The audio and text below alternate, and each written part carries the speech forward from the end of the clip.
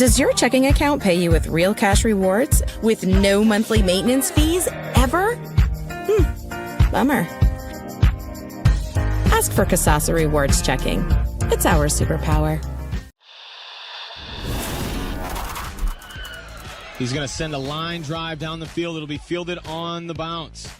That is Schieffer. Schieffer finds a hole at the center. Schieffer turns on the burners. Schieffer could go. He's at the 50, 45. He's got one man to beat. Schieffer with the ball in his left hand. He's going to take it to the house. Whitford opens up the second half with the kick return touchdown.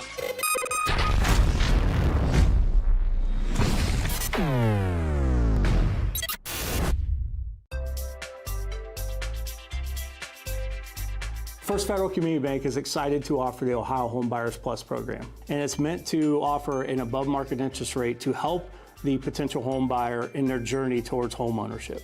We've got great rates, especially for first-time home buyers. Here at First Federal Community Bank, we are here to make the home buying experience smooth and stress-free.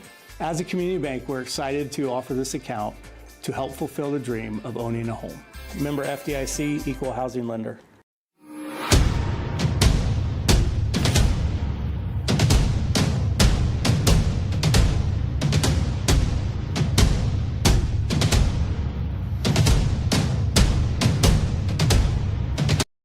Should be one of the better games that is on the slate for these next 10. No question. And, part of it is the rivalry. So even when, both teams are, floundering, it's gonna, or one team's good, one team's not so good, it still always seems to be competitive. Last year, we were just talking about it before the game started. Mohawk had this great run, won the N10 last year, but still, they slipped up in this game. Week 1, they lost by a point to Calvert. So, this is the type of game that I think both teams kind of come out and they love the fact that this is now week 1 of the season because they know they're going to get a competitive matchup against a team that's an old rival. Yeah, and this is one that is still a little sour to Mohawk fans and obviously the players and coaches. They want to come back. They still feel that loss last year. They went into the playoffs, made it to the regional, but this one still burns them a little bit. Yeah, no question about it. Because I think they felt like going into that they had put in a lot of work in that offseason to kind of improve from the couple seasons before, and they were like, we're going to be a new team this year, and unfortunately it just didn't happen on week 1. Luckily, it happened after that for them moving for the rest of the season. We will take one more timeout and be back with more of the pregame on WQEL and the OH Report right after this.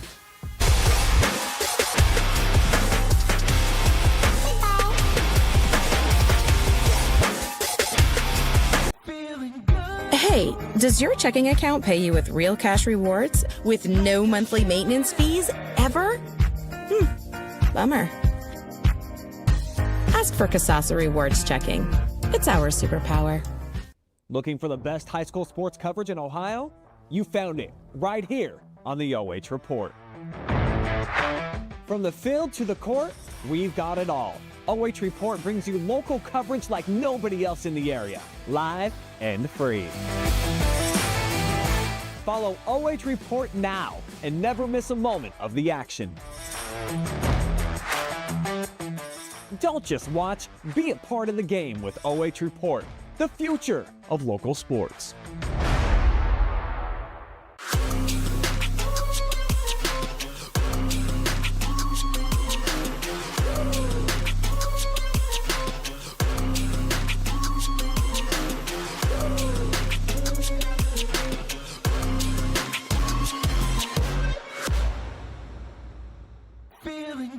Hey, does your checking account pay you with real cash rewards with no monthly maintenance fees ever?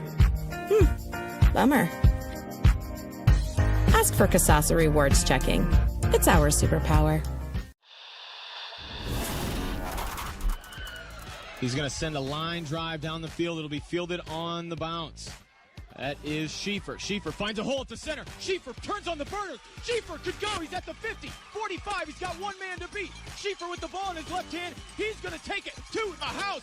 Whitford opens up the second half with the kick return touchdown.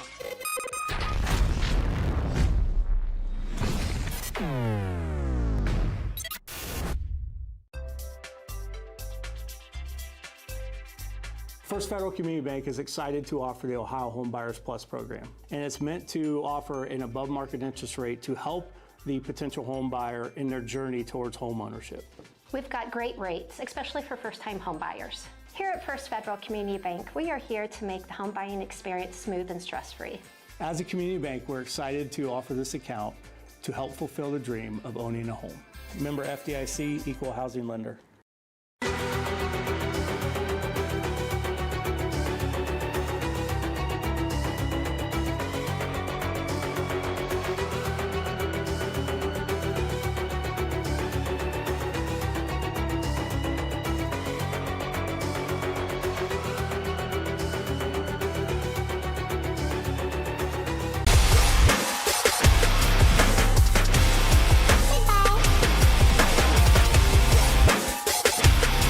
WQEL and live online on the OH Report. I'm Josh Stallings, back again this season with my good buddy Jeff Robertson. Jeff, we have Mohawk Calvert getting ready to clash here at Warrior Field here in Sycamore. And these are two teams, both went to the playoffs last year. Mohawk, conference champions, 6-1, 10-3 overall. But they are rebuilding. They are replacing a lot of their guys, a lot of the guys that we talked about last year. They're gone. Yeah, you know, absolutely. they've got a new guy running the offense. A lot of the receivers on the outside are fresh bodies. The main ball carrier is going to be a fresh body, and really the same for Calvert. You know, Calvert is what we saw in pregame. They're going to start Charlie Palm when Tucker Coleman was the starter last year, and Coleman lined up at tight end. So these are some teams that they're trying to figure out exactly what they have, and you know. I talked to Mohawk staff. They watched Calvert scrimmage Winford, and they had some struggles, but this is a team that has a lot of size, a lot of athletic ability, and for the first time in a while, they got like 44 kids on the roster. So Calvert's coming in here. They got the win last year, 1-point victory at home at the Frost, and now they're going to actually play all their home games at Heidelberg this year, but they want to continue this. I don't want to say dominance, but you know, they've taken Mohawk to the brink over the last couple of years when they started this Thursday night game, and this is one that Mohawk really wants to get off their backs. This kind of was what will set the tone for the season. Well, and I think that, you know, just going back to what you were just talking about with Calvert, they're not only just setting a tone for an upcoming season, but they are setting a tone for the rivalry as a whole, especially as they move into entering the league in a year from now. You know, right now it's still just kind of holding on to an old rivalry of two conference foes, but they haven't been in the same conference for a decade. Well, they're going to be again, and that's coming next year. And I think, you know, the Senecas are looking at it saying, look, this is a team that won the N10 last year. They were really good, but we beat them. You know, we beat them. So if we can kind of keep that rolling, because we're looking at this Mohawk team thinking they're good. We know they're going to be good. They're well coached. They're going to retool real well, but they lost some immensely talented skill players and a quarterback that I think, you know, Ben Bogner, who turned into the best player in the league last year. So they went from a team that was like, all right, we've got this great running quarterback who can throw the ball to two amazing receivers, to now we're moving to a primarily running game. And, you know, the Senecas are going to be looking at it saying, all right, we're going to look in the backfield. Kaden Bish, who was a sophomore starting in the backfield last year on a team that really, when they ran the ball, was with their quarterback, and, you know, he was kind of the primary running back. Now he's the guy that they're going to look at and say, he's got to carry us through the season. And I think that the Senecas are probably looking at it, and they know that guy is the focal point of the Mohawk offense, and we got to keep an eye on him. Yeah. And you talk about Ben Bogner. The guy replacing him is going to be Andon Klaus. Yes. Andon comes in. He's a junior, 6'2", 195. There's a lot of people in this community that think he could potentially end up being better than Ben. Right. He is a good runner. He's got a howitzer for an arm, and he's a big kid. Now, does he have the weapons on the outside to kind of complement him? Yeah. We'll have to find that out. But we got Kaden Bish coming back, Patrizzi. Him and Bish and Patrizzi are going to probably split carries, pretty balanced. But they're going to give Andon Klaus a little bit of freedom in terms of, you know, if it's not there, if the passes aren't there, run the football. Yeah, I don't think there's any question about it. And I think when you look at Klaus is not a name. If we saw Mohawk a lot last year because they had a nice playoff run, and we saw him, throughout the season as well.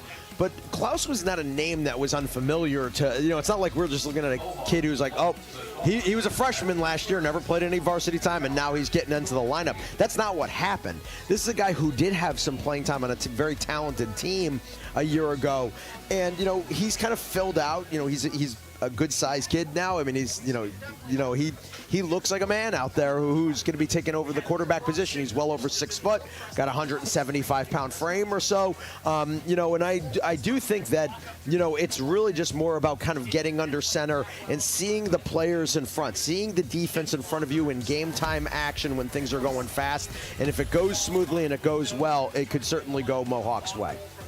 Getting set for game time here on WQEL and the OH Report. Let's look at some keys to the game. For Calvert, don't play to Mohawk's strengths and rewind like it's 2024. Consistent, mistake-free football, and that is what Calvert did last year. Yep. They didn't make mistakes. Mohawk made a few, especially late in the game, and that is what on a wet, slippery night, you cannot make mistakes. Yeah, well, I mean, in Coleman, who's going to be now a tight end this year. Last year threw two touchdowns. He went 8 for 9 throwing last year, so he was just super consistent. Did a really nice job. It worked out for him. They need that effort out of Palm as he takes over the quarterback position. For Mohawk, if you want to continue the success, you want to ride off last year. Hopefully, these underclassmen that saw the upperclassmen succeed, win a conference championship. You want them to follow up with that. And then play stout defense, eliminating big plays. And tonight, it's going to be big plays on the ground. Yeah, I think, you would think. See if the weather can hold off and make it more of a dry climate, I suppose. But, they're going to have to eliminate the big plays from Calvert and take advantage of being at home. Well, and the one thing Calvert does have, while they are kind of also, you said they're big up front and things like that, they're also kind of big on the edges. I mean, moving Coleman to a tight end, he's tall. A.J. Shoemaker is a senior wide receiver. He's about 6'4". Logan DeMoss, their other receiver, probably their top returning receiver. I mean, he's well over 6'2". So you've got tall guys on the outside that maybe you can play a little jump ball with. Set for the kickoff. Calvert will receive and head west. Aiden Patrizzi set to send it deep here in week number 1 of high school football. He is going to kick it to the up man, and folded at the 34-yard line was just the second row, and I believe it's 24. Yep, Nolan Lee will field it for Calvert. Immediately falls to the ground, and the Senecas have it 1st and 10 here on a Thursday night. A little surprising that Lee, he just kind of caught the ball and fell down. He's going to probably be their starting tailback, so it's not like he's unfamiliar having the ball in his hands. It's one thing when a lineman catches it, but you usually expect skill players to take off running. Lee will line up in the backfield alongside Charlie Palm, the quarterback. Trips to the right. Lee gets the ball on 1st down. He is met at the line of scrimmage and driven backwards. Gang tackled there.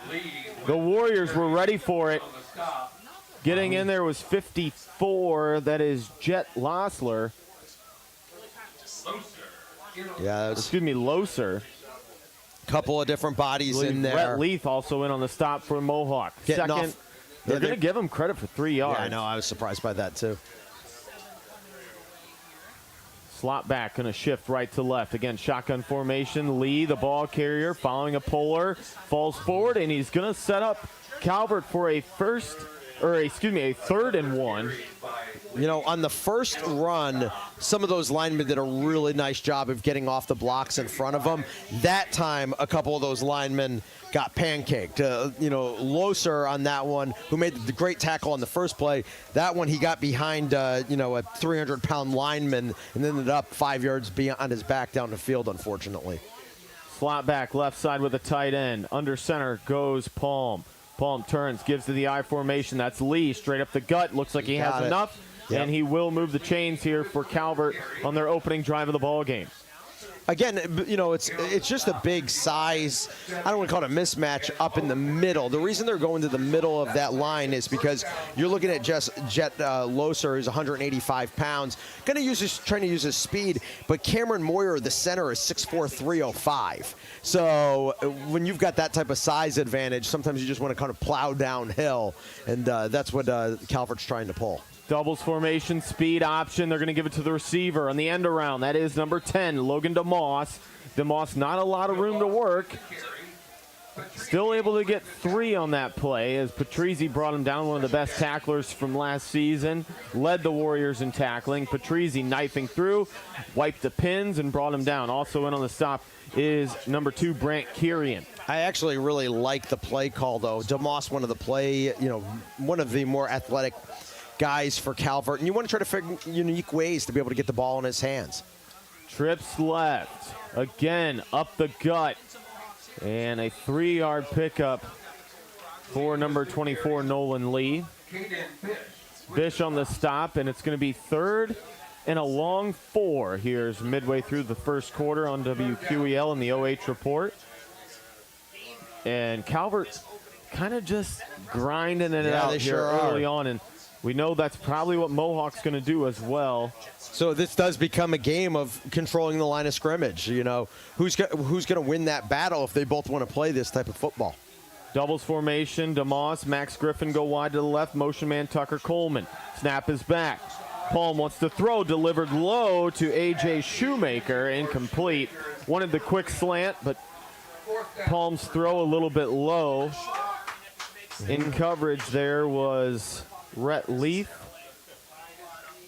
Leaf doing a nice job of kind of seeing the pass play, backing up and getting into that passing lane. Yep. And that's going to force Calvert to punt.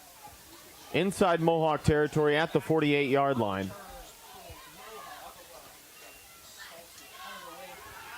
Kind of a short punt coming up, and grabbing it is to Jack Sager, and Sager gets up across the 30 to the 31-yard line, and that's where Mohawk will take over 1st and 10, but we do have a flag on the field.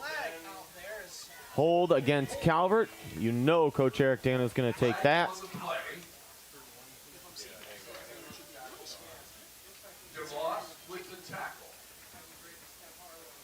Unusual to see a hold on the team trying to get down the field to make a tackle. Yeah, and a rare, especially, maybe they held to prevent a punt block. I get that. 10 yards down the field. Yep.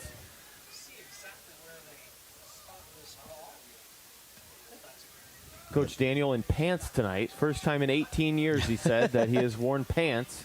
And on a week 1 of the season. On a week 1 matchup. Turning over a new leaf.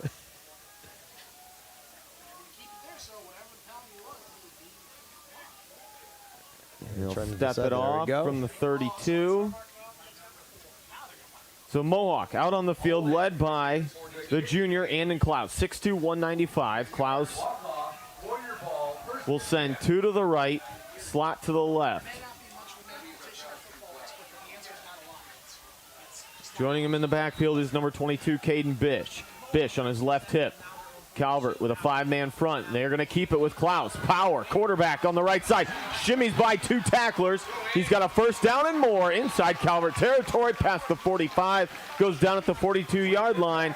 A great quarterback power here for the first play from scrimmage for the Warriors. Hey, good news for Warrior fans. They've got themselves another quarterback who doesn't take to arm tackling terribly well.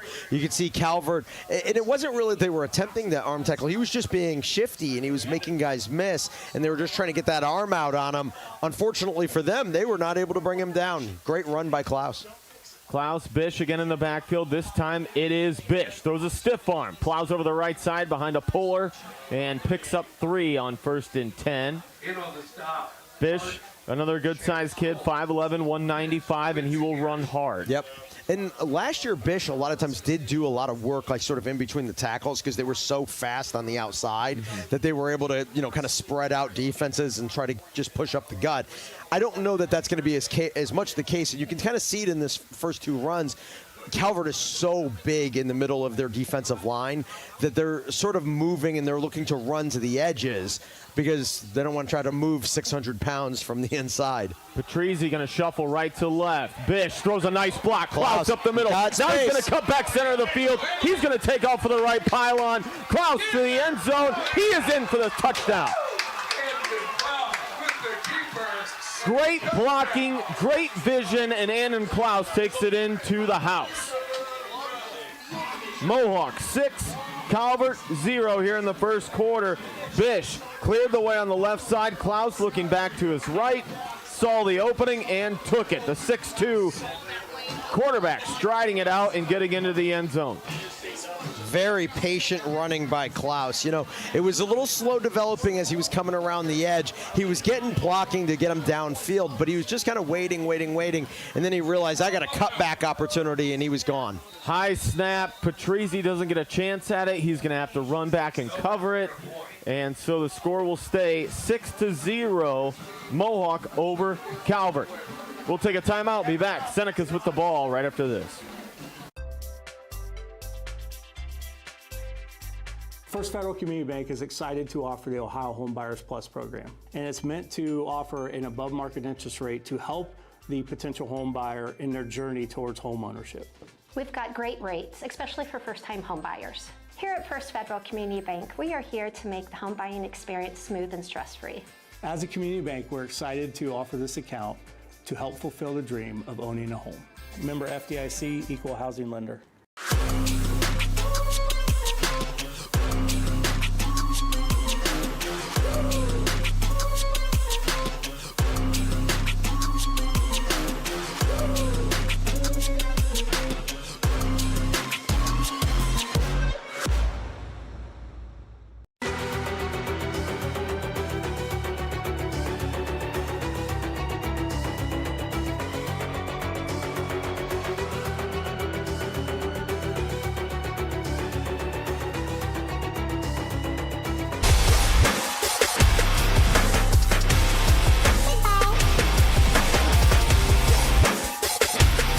Super impressive drive there for Mohawk.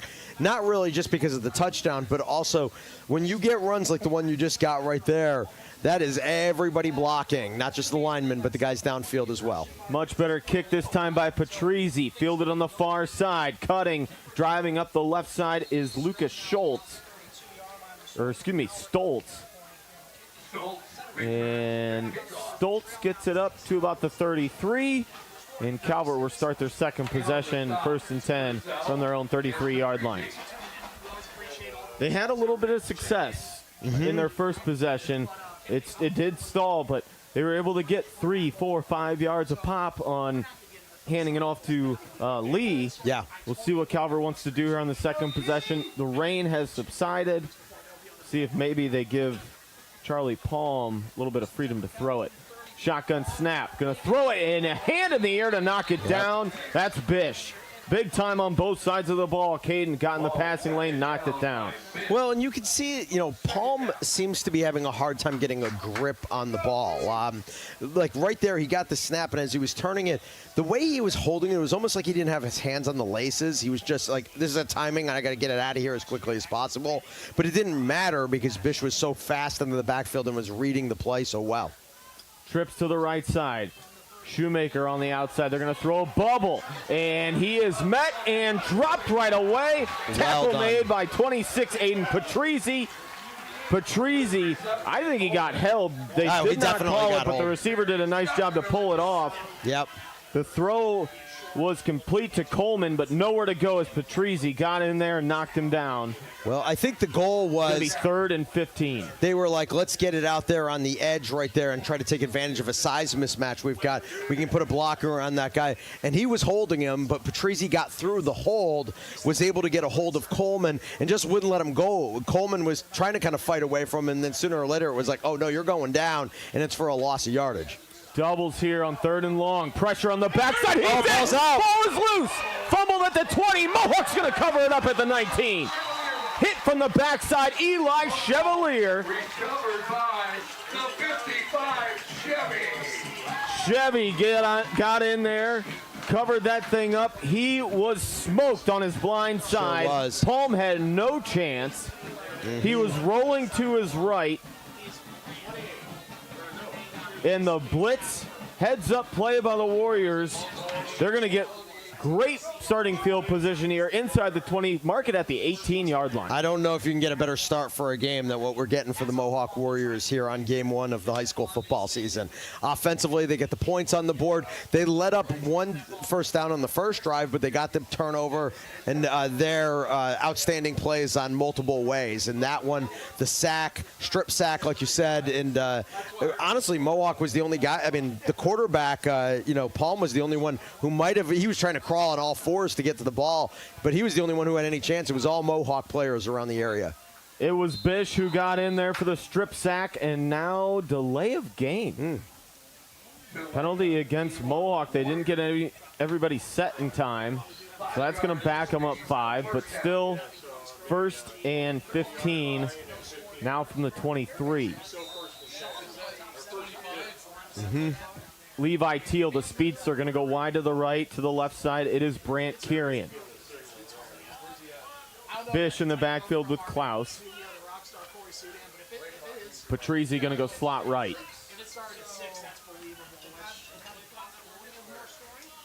Snap is back. Klaus going to give to Bish. Bish breaks through a couple arm tackles, puts his arm down, drives forward, and inside the 20, falls down at the 17-yard line. Bish initially hit at the line of scrimmage, and you see Mohawk pulling in all different directions there.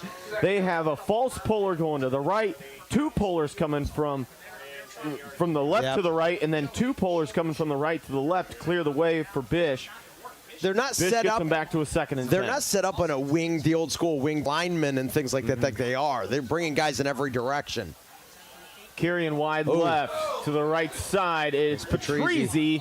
Not a lot of room to work, and actually he's going to lose 4 yards on that play. Yeah, well, I'll tell you, I mean, Klaus just kind of turned and threw the ball, and he got lucky because the defense was reading the play, and they could have either stepped in front of it potentially if they a quarter step in front of that one. It's an interception. He's going the other way, and even still, he still almost got Patrizzi's head taken off as well. So sometimes you got to watch to see what's in front of you before you make that throw. Max Griffin on the stop for Calvert. Here's 3rd and long for the Warriors. 2 to the left.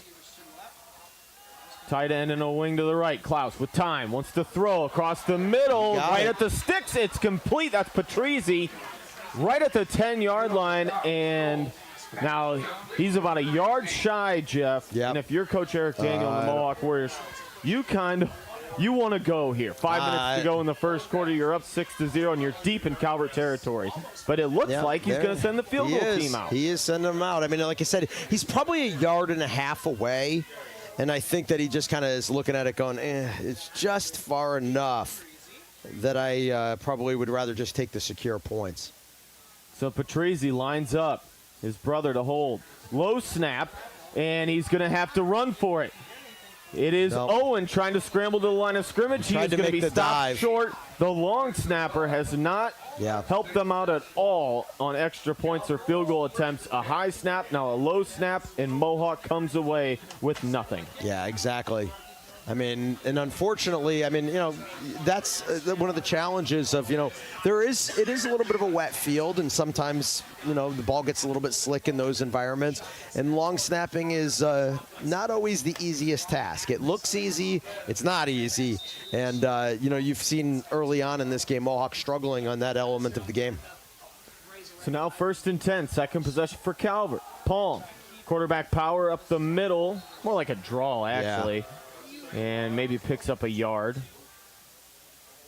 Yeah, they're 3-man front for the Warriors, and they're able to wreck that play. Chevy in there. Patrizzi also made the initial contact. Yeah, the Calvert's trying to kind of get behind some of these big-bodied offensive linemen and just hoping to push it back, just push the defense back.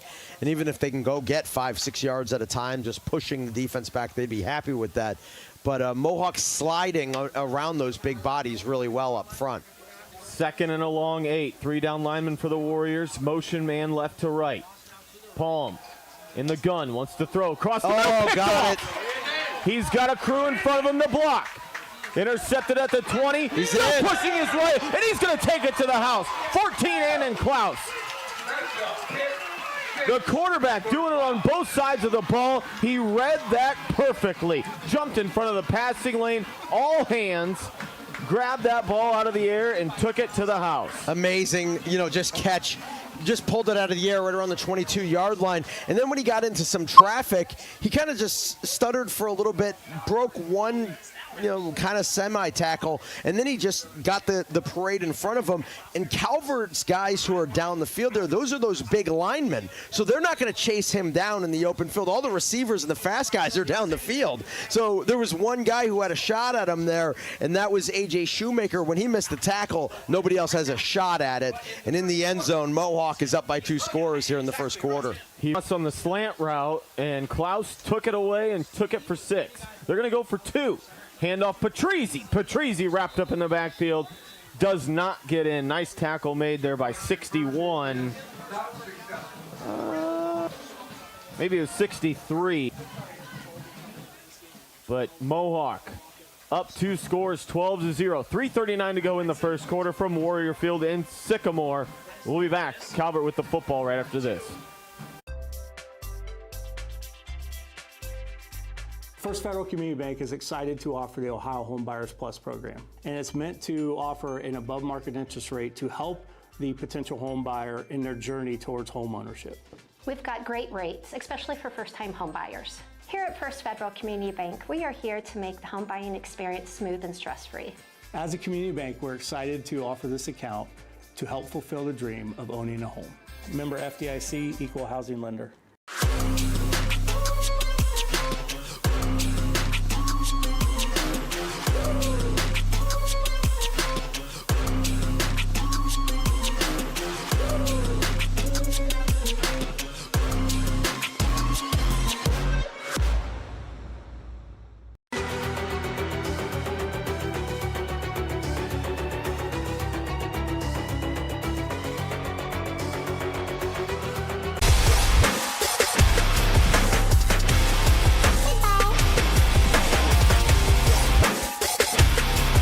Patrizzi looks to send it deep from the 40, and this is best kick of the night. Fielded at the 10-yard line. Coming up for Calvert is 13. That's Lucas Stoltz. Stoltz is hit and met at the 22-yard line. Not a lot of room to work there. Carter Walton brought him down. Also in on the stop is Sager.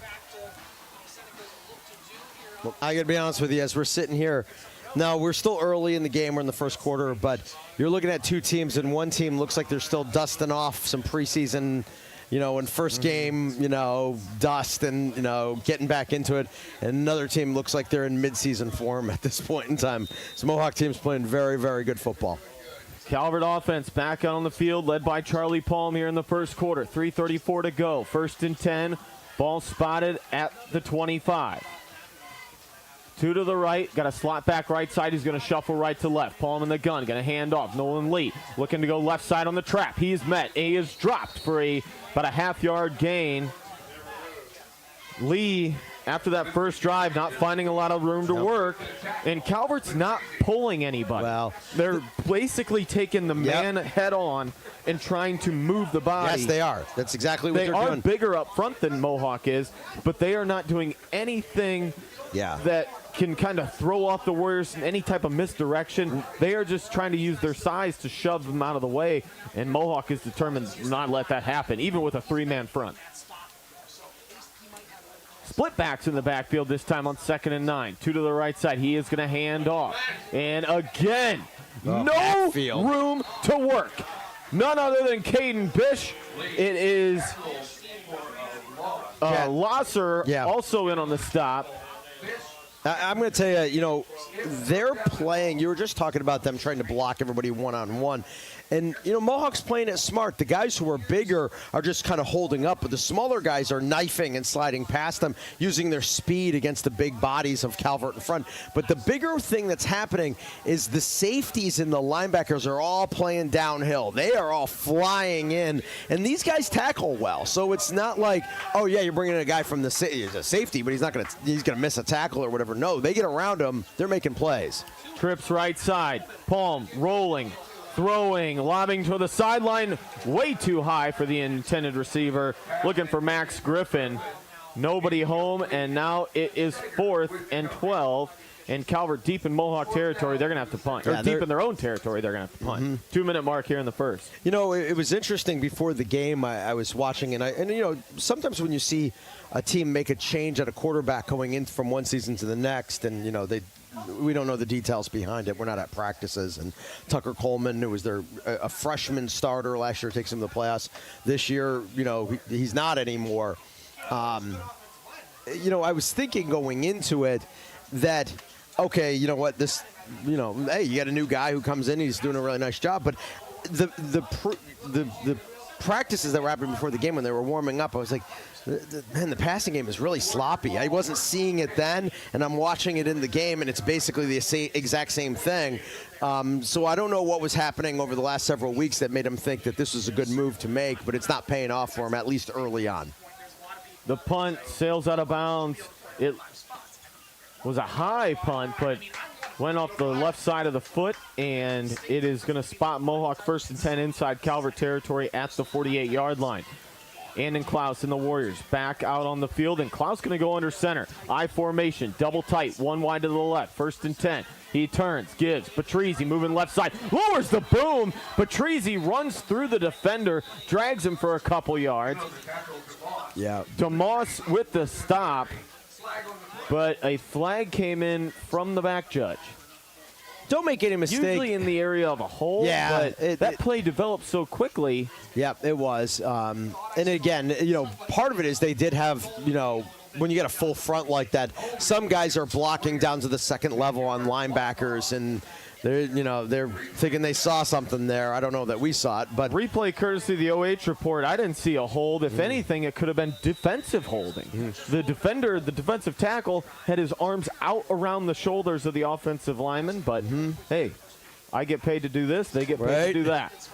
1st and long now for Mohawk. Trips to the left side. Klaus in the gun. He's got Bish on his left hip. Klaus standing at the 40. Calvert showing blitz. It's going to be a straight quarterback power. He's got Bish out in front. Klaus lowers the shoulder, and another flag comes in as Klaus plows over the 45 to the 43. Maybe got down to the 42, but we'll see what the flag. Yeah, I think it's going to be another hold coming back against Coach Daniel Mohawk. now out on the field. Yeah, he wants to know, all of a sudden we got 2 holds. Is that block in the back? Yeah, maybe it was that instead, but replay downfield, again nope, coming holding in. It is. There's the holding, and it, you know, that one's 10 years down the field, but I'm staring at the replay, Jeff. Where? You know, I'll say this, though. You know, when they look back at this film. I'm not a Mohawk homer by any means. I didn't go to school. Right. I mean, there it is. I'm looking at it downfield, and I don't see a thing. This is where it was. They're going to say it was right there, but his hands were on him, but he was not holding him by any stretch. So. 2 to the right, Patrizi in a slot. Little trap play coming back this way with Bish. There it is, Bish with great room to blocking. move. Cuts back inside, makes a man miss over the 40. He's going to be right at the sticks, maybe a yard shy. Beautiful play design by the Warriors, and great vision by Bish. Excellent clear-out block by 54 Jet Losser. Basically, Bish is not giving anybody a clean shot at him. He's darting in and out, but the problem is that, you know, for the Calvert defense is that he runs so strong that they don't get the clean shot. They get an arm on him, and he runs through those. So he's got this great mix of strength and speed that is really just giving Calvert tons of problems behind great blocking. 5'11", 195. He's got a 5'6" Patrizi blocking in front of him, Another and he is hunting block. heads. Here we go with Bish. Shakes a couple more tackles, spins up one, but the first down, or excuse me, that's Klaus. Yeah. And gets to the 35, and that'll move the sticks. But you can see once again there, I mean, he's not going down easy either. Like, even when they seem to have him wrapped up, he's just fighting through it. And again, you know, this is what we saw at Mohawk last year. They had kind of rededicated themselves to kind of working hard and getting strong in the offseason, things like that. And it showed during the season when we saw all these guys come back. And it's like, man, they just play stronger now. And these guys have just kept it going. They are just playing strong out there. They're not going down easy on anything. Could be the final play of the first quarter here from Mohawk. Down to 15 seconds. Warriors looking at 1st and 10. They are going to go to Bish again. Bish Again, drops the shoulder pads, and they're going to mark him at the 31. I thought probably got to the 30, but that will do it for the first quarter here from Mohawk. Warriors 12, Calvert 0. We'll be back on WQEL in the OH Report.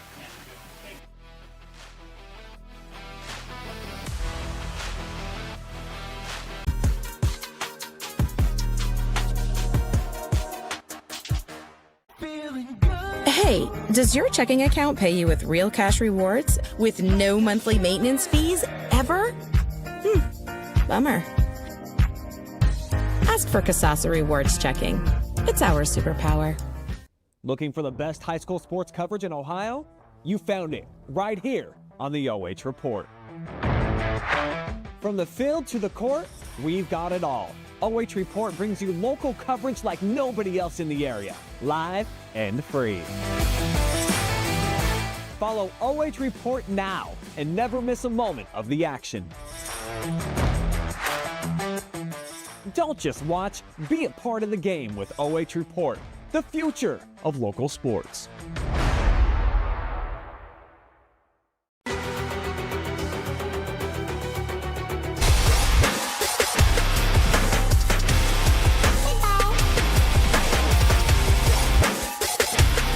From a soggy Sycamore, Ohio, but the weather has not affected the Mohawk Warriors at all. Klaus, Bish, Patrizi, they are putting in work here, and they lead at 12-0.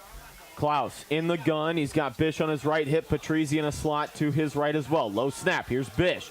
Bish runs through an arm tackle, keeps his feet, then he's met and dropped. Yeah, blow that whistle. Tackle made by Logan DeMoss. DeMoss squared up the shoulders and brought him down. I'll tell you what, Patrizi's in there getting into the fight because they're pushing on him. He's got about four or five blue jerseys, and Patrizi comes back and tries to tackle one of the guys who's tackling him off of him. With him. He's like, he's a dog. He's like, I'm not doing this. Absolute dog. 5'6". They list him at 5'9". He's 5'6" with heels on. He was standing on a box when they. There's no way.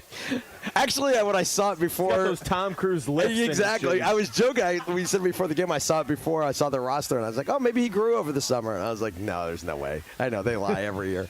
2 to the left, 1 to the right. Klaus, play action pass, going to throw across the middle. Got it. A diving catch made by Patrizi. He's like, he stood up. He's like, I got it, and they're all saying no. At the 14-yard line. Yeah, you talk about a dog. That kid is exactly what you want.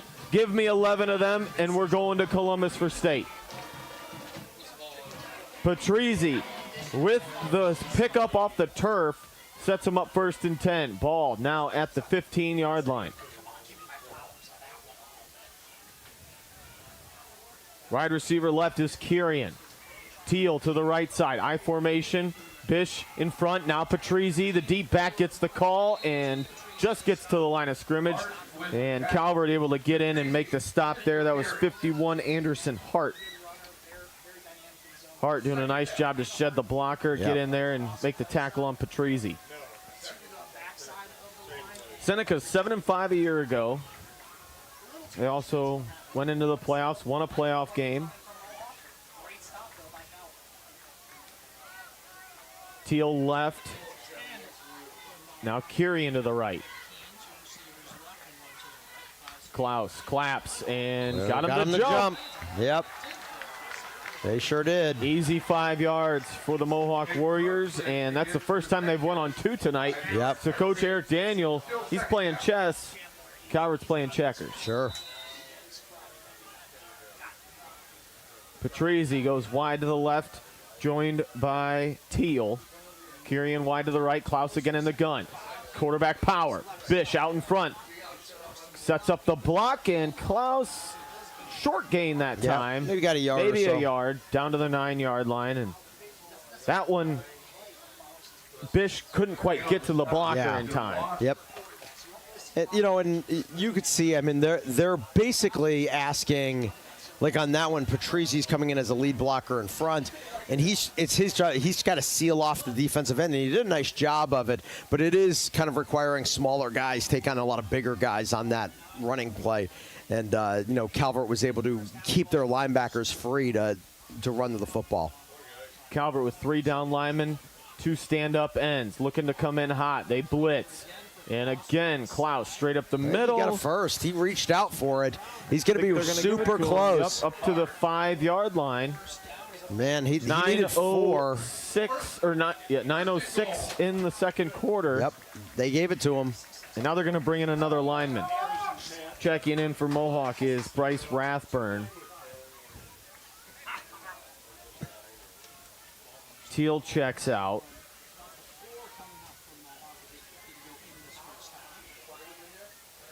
Powerhouse formation here. Klaus under center. Yeah, those are some two big bodies there. Patrizzi deep. Toss play. Patrizzi moving right side. Patrizzi lowers. Got He's it. in. Owen Patrizzi for 6. Man, the way the blocking was in front of him, it almost looked like the way he was running in, he was 5 yards closer to begin with. You know what I mean? Because it was just big bodies moving other people out of the way. They had the 2 fullbacks in front of them, and everybody pushed people into the backfield. You can see right back there, they're just getting on the Eli Chevalier. Had a poor defensive back from the Senecas and was pushing him out of the backside of the end zone. Another impressive drive, and just super impressive performance early on by the Warriors. Chevy, one of those kids that he will not stop blocking until the whistle. Right. And what is Mohawk going to do? They are going to go for 2. Well, may as well. 18-0 here. Extra points haven't been working. Same formation. Patrizzi deep behind 2 fullbacks. This time they're going to fake it to Patrizzi. Rolling out wide open and falling down to the ground to haul it in is 11. That's Carter Walton. 2-point conversion is good for the Warriors. They lead it 20-0 with 8:35 to go here in the first half. It is all Mohawk here at home. We'll be right back on WQEL in the OH Report.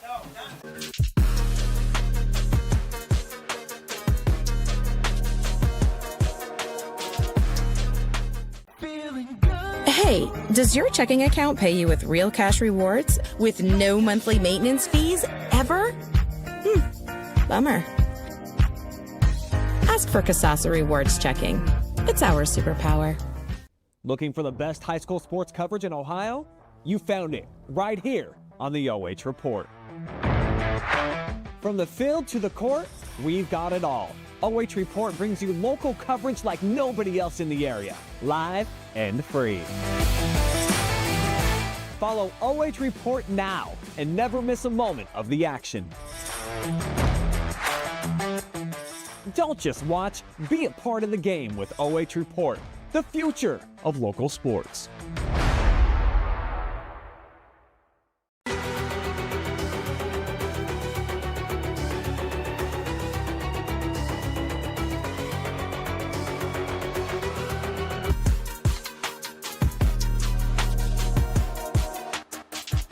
Fall season from Sycamore. Also coming to you live online on the OH Report. Mohawk 20, Calvert 0 with 8:35 to go in the first half. Patrizzi set up to send it deep. Pretty good kick. Gonna be fielded on the far side at the 15. Stepped out of bounds. Stepped out of bounds. Yeah, nothing is going right for the Calvert. Number 5, Senecas. A.J. Shoemaker tried to come up and make something happen, but couldn't keep the feet in bounds. And so Calvert will start 1st and 10 at the 16-yard line.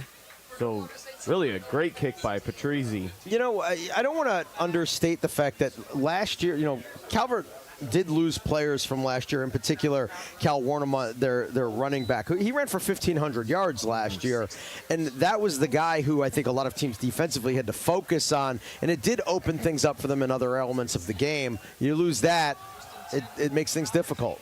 Swarmed this time. Chevy in there. Also big number 73, Brady Kaufman. Yep, Nolan Lee, I think had nowhere to go. Bish also in on the stop.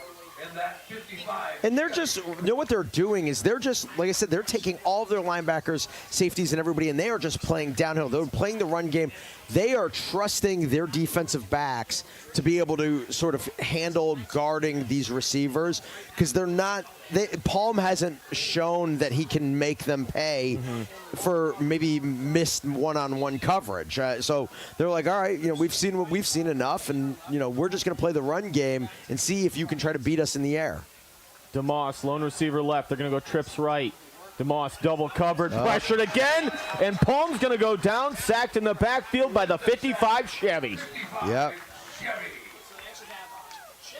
Man, I'll tell you what. Chevalier came through, fought off a double team, and then got into the pocket and brought him down. That was just great effort by Chevy to get into the backfield, getting off the double team. But it really was a coverage sack. He had some time. He was kind of going through his progressions. The reality is that nobody could get open. So, even in these scenarios where Mohawk is like, all right, we stopped you on first down, we're going to drop people back there, Palm's not finding openings that he needs to be able to, get the ball down the field. Trips left this time for Palm. Lee on his left hip. Shotgun snap. Wants to throw. Stepping to his right. Going to throw across the middle. Almost intercepted again. Incomplete. He was looking for Lee. Or no, excuse me. He was looking for Tucker Coleman. Yeah, and Klaus is on the ball once again. And, you just can see it. Unfortunately, Palm is eyeballing him a little bit too much. He's open. He's a half second late getting the ball out of his hands, and Klaus was able to kind of cover the distance. And actually, because the throw was a little bit behind him, Klaus not only covered it up, he was reaching back to knock the ball away. So punting from his own end zone is A.J. Shoemaker. Clean snap. Shoemaker gets it off. High and a kick, but short punt. kick.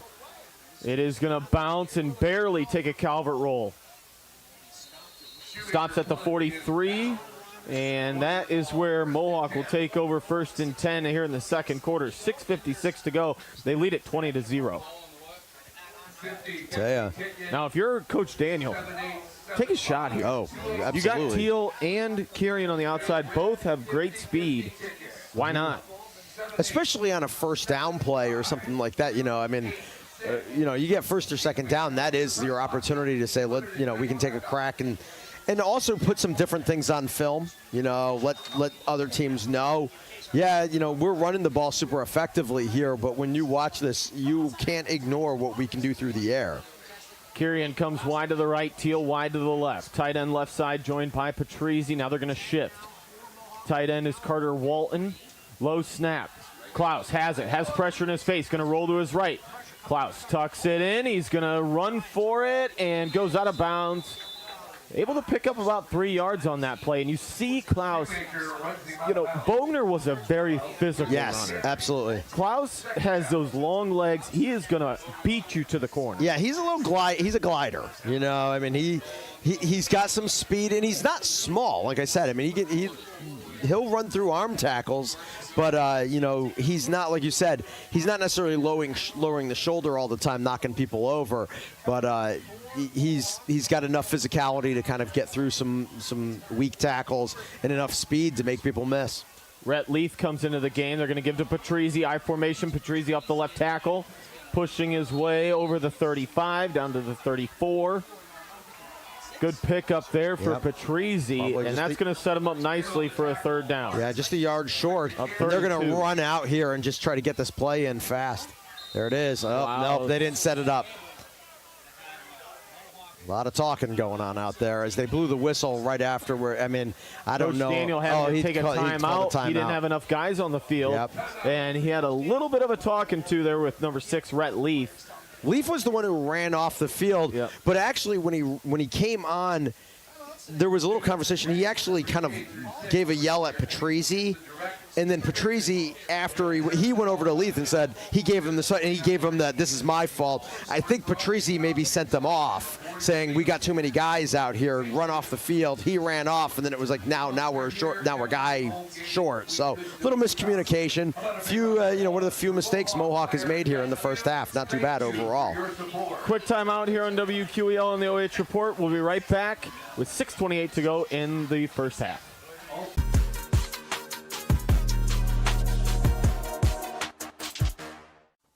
Take a look at all the action from Friday Night Football right here in North Central Ohio with great analysis, highlights, coach interviews, and so much more every single Friday night right here on the OH Report.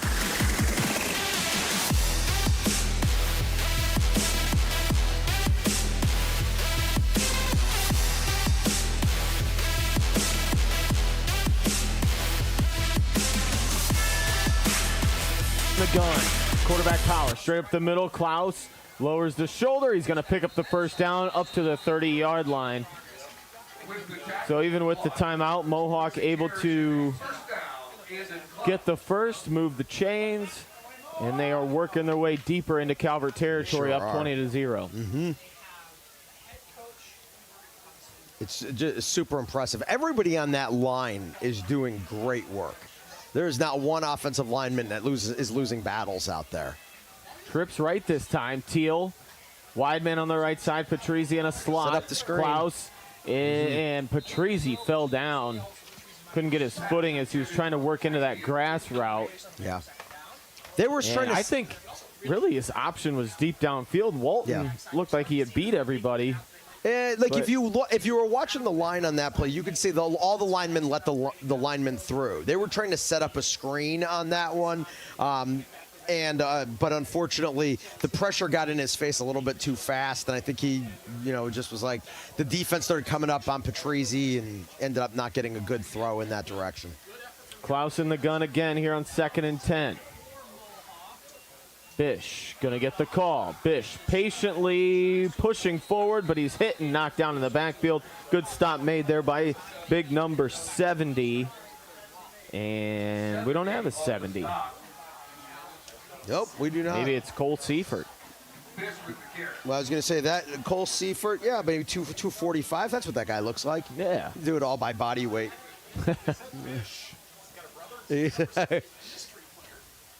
So Bish, no gain there, 3rd and 10. 5:32 to go here in the first half. Mohawk looking to go up another score.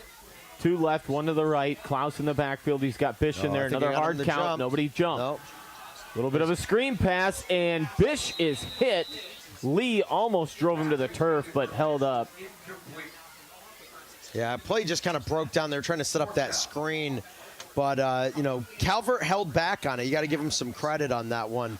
And it really didn't feel like the linemen were – they didn't extend out fast enough. And it was just kind of one of the rare sloppy plays that I've seen really out of Mohawk offensively in this game. You can kind of open the playbook here on 4th and 10, deep in Calvert territory at the 30. Mohawk going to go. Trips left. Wide receiver to the right side. Hard count again. They do not jump. But Calvert showing blitz, middle linebacker, 13, Lucas Stoltz, looking to come through the A-gap. Yep, they're going to let that time go. And no, they're going to take a timeout. Yep. So after the timeout, I wouldn't think Coach Daniel's going to take a timeout to punt. Nah, he wants to look at he would have taken a 5-yard penalty to be able to do that. Punt. Yep, exactly. So Coach Daniel is going to talk things over, saw the front that Calvert came out in, and now see what he wants to do with it. Well, and I think he was also, if you notice, they were doing a hard count out there, and he was noticing middle linebackers going to blitz. Like, they were really analyzing what seemed like Calvert was going to do defensively. They were playing a two deep safety look.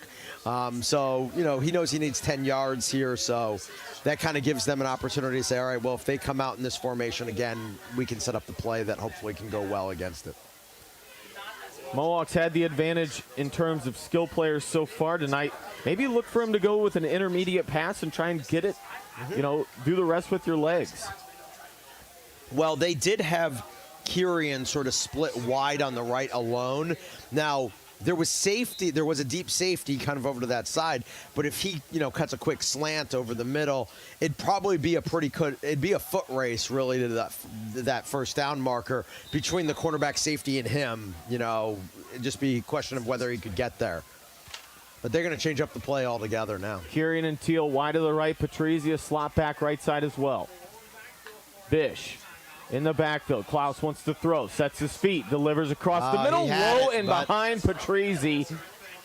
Do we have a flag? Came in late, and it's a hold on Mohawk, so they'll be declining it. So Calvert will get get a fresh set of downs following the 4th down. Penalty declined. Calvert held scoreless here through a quarter and a half. They trail at 20-0. Senecas won this game last season, 28-27, but it's been all Mohawk here early.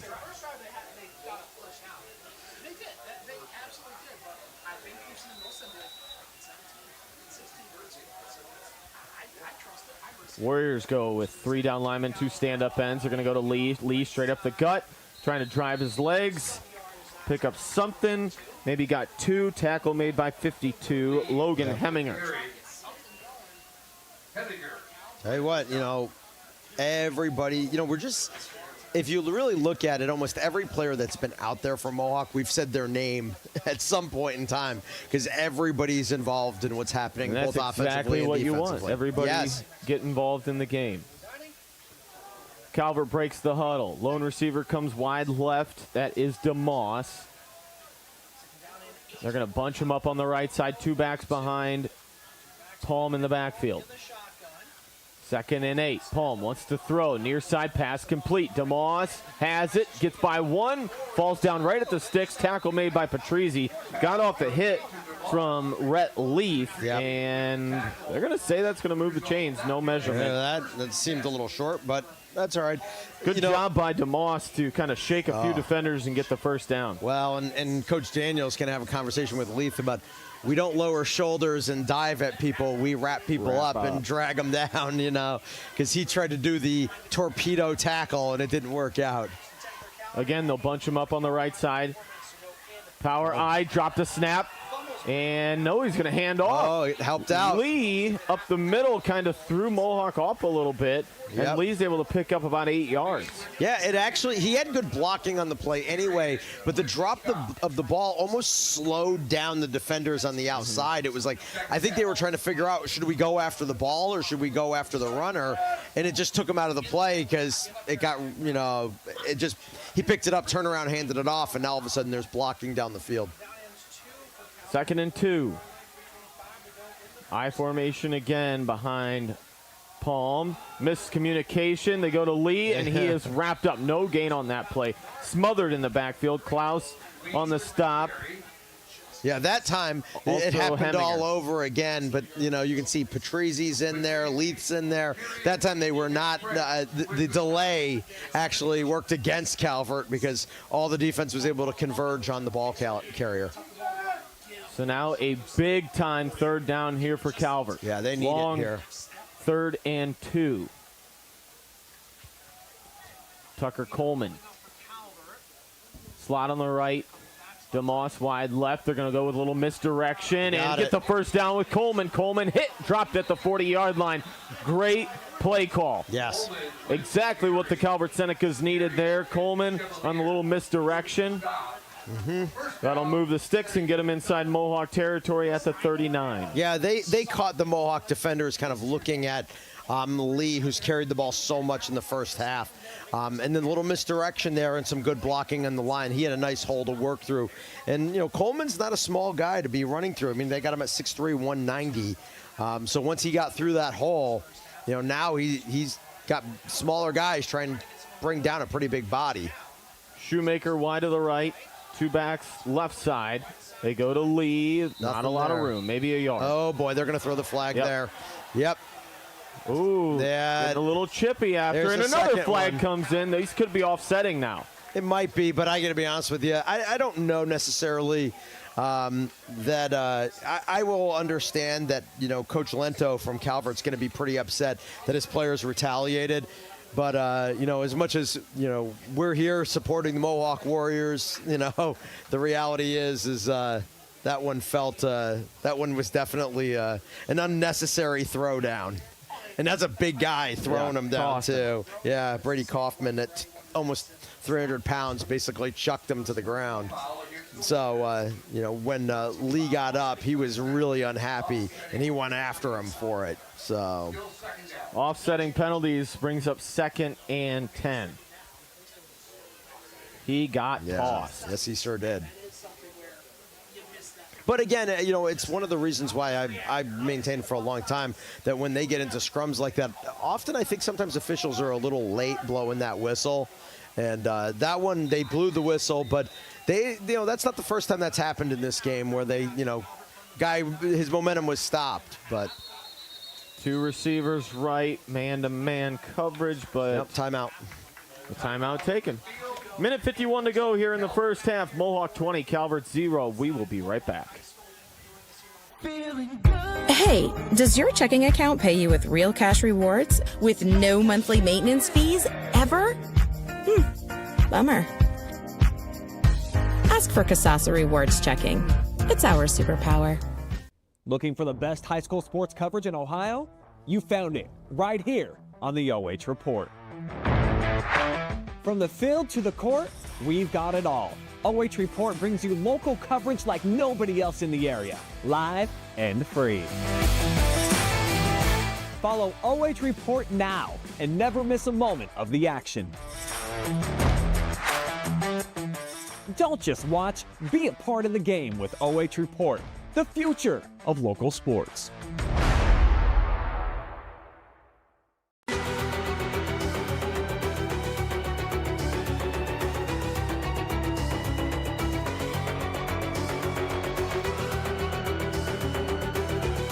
Jeff Roberts with you on 92.7 FM as well as the OH Report. 2nd and 9.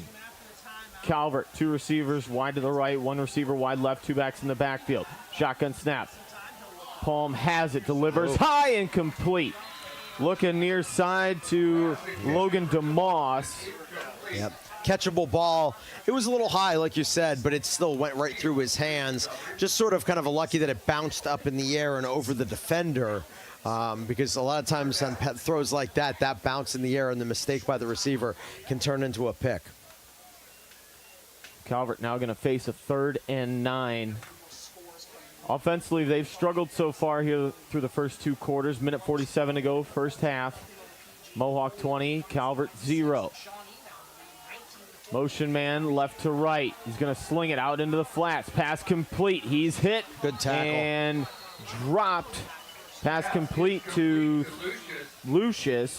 Yep. Tackle made by John Stansberry. And he just kind of flicked that out there. Lucius able to fall forward and set him close to a first down. They're still going to be about 2 yards short. Stansberry, though, is in an open field on a one-on-one scenario right there. And, that's not the easiest tackle to make, but he wrapped him up and he got him, he tackled him, drug him out of bounds, and kept him from getting the first down. I formation, another hard count. They want the penalty flag, didn't get it in time. Not everybody was set. And now the flag comes in, and that's going to be a timeout, Calvert. So Calvert forced to take a timeout with 1:40 to go in the first half. Looking at a long 4th and 1. They wanted the offsides call, but all their guys weren't set, so exactly you don't get that penalty. Another quick break here on WQEL and the OH Report. We'll be right back with this 4th and 1 for the Senecas right after this. Hey, does your checking account pay you with real cash rewards with no monthly maintenance fees ever? Bummer. Ask for Kasasa Rewards Checking. It's our superpower. Looking for the best high school sports coverage in Ohio? You found it right here on the OH Report. From the field to the court, we've got it all. OH Report brings you local coverage like nobody else in the area, live and free. Follow OH Report now and never miss a moment of the action. Don't just watch, be a part of the game with OH Report, the future of local sports. They're going to go to Charlie Palm. Palm sends a man in motion now. Toss underneath. He is hit and dropped. I don't know that he got it. Nope, he definitely got from. He did not get Far it from side where he's official on. says no way and agreed with by the near side official. Yep. Mohawk gets the turnover. They tried to give it to Lucius on a cutback, but bam, right there on top of it. Eli Chevalier wrapped him up and drug him down, lost his helmet in the process, but made the play. 55 Chevy lost his top, but even as a convertible, he makes the play.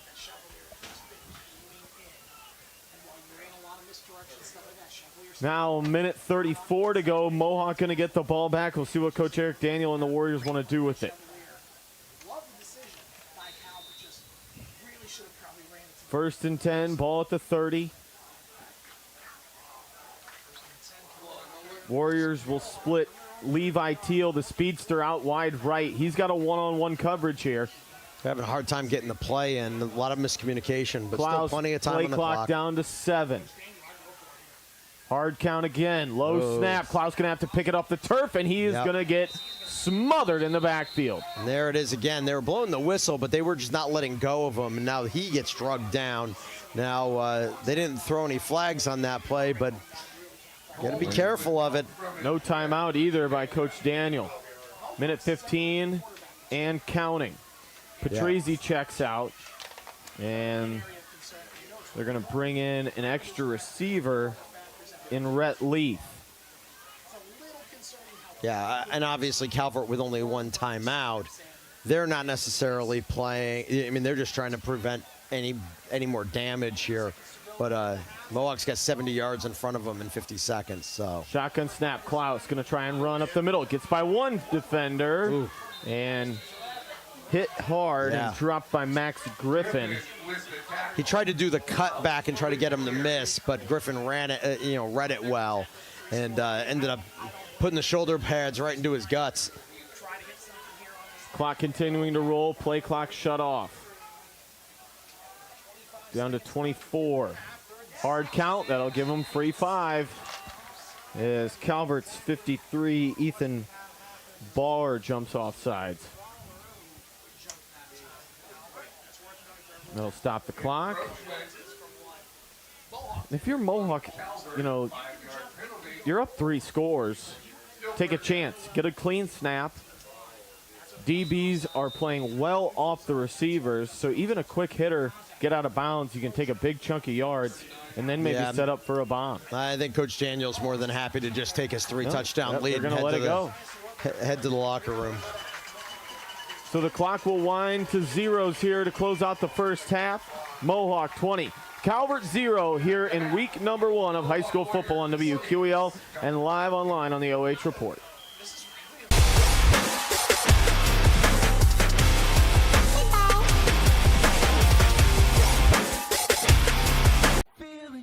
Hey, does your checking account pay you with real cash rewards with no monthly maintenance fees ever?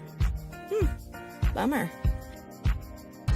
Ask for Kasasa Rewards Checking. It's our superpower. Take a look at all the action from Friday Night Football right here in North Central Ohio with great analysis, highlights, coach interviews, and so much more every single Friday night right here on the OH Report.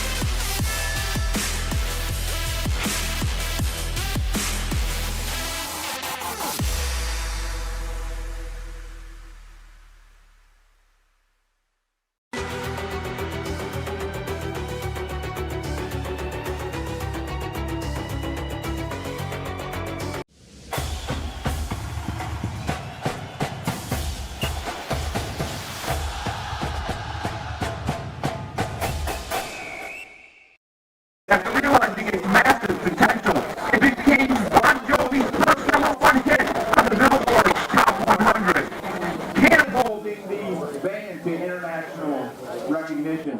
The iconic opening line, "Shot through the heart and you're to blame," has since become one of the most recognized lyrics in rock history, often mistaken as the title of the song. Take it away, band. Too loud, too clear. How are you? Yes, come on.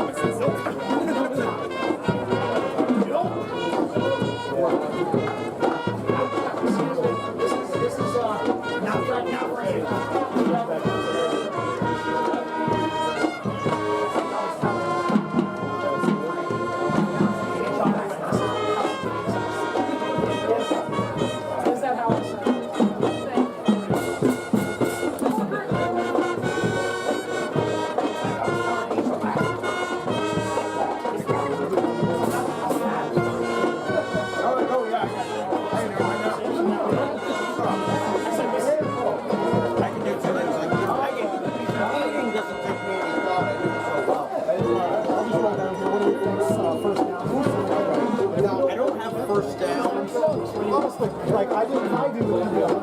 Right? Call me the crowd.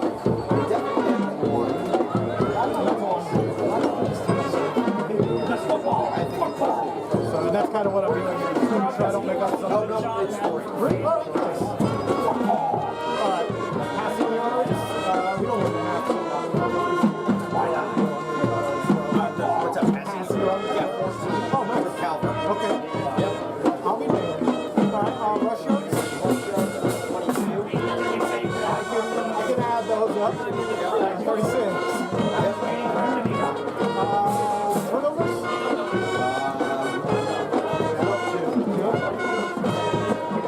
Any penalties?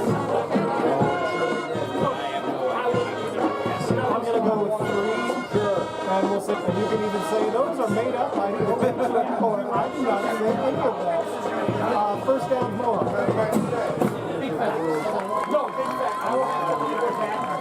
Holiday by Green Day, released in 2005 as part of their politically charged album American Idiot, is one of the band's most outspoken protest songs. Written by frontman Billy Joe Armstrong, the song blends its punk rock energy with sharp social commentary, and its bold lyrics spark both praise and controversy. Despite its rebellious tone, Holiday became a commercial hit and fan favorite, often performed live with extended political rants by Armstrong during concerts. Again, I have no idea. They at least had an offset. Yeah. And they probably had one more. So 2 is a safe bet. I agree. I'm already here.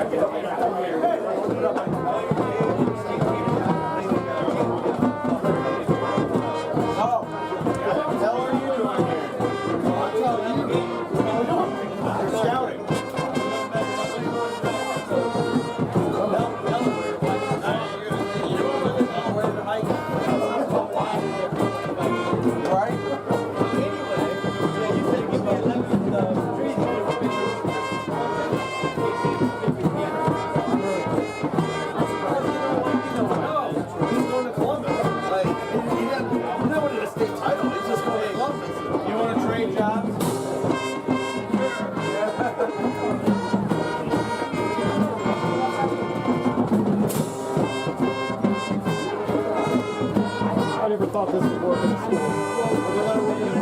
Yeah, it's cool, but they'll never let me in.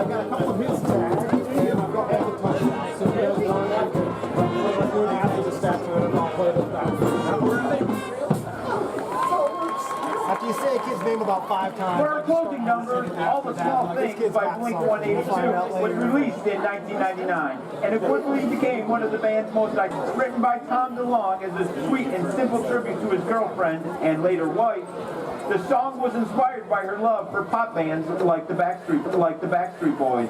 It became Blink-182's biggest hit, peaking at number 6 on Boys. It became Blink-182's biggest hit, peaking at number 6 on the Billboard Hot 100, and remains a nostalgic anthem for late 90s and early 2000s music fans.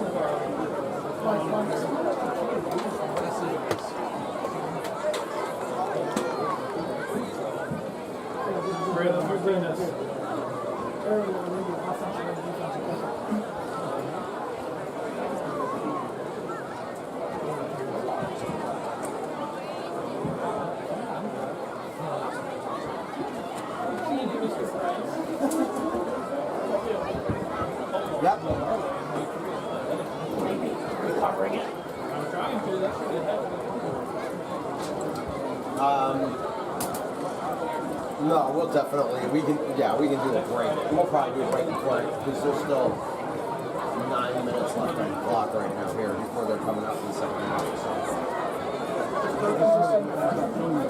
What's that? We'll have that 32.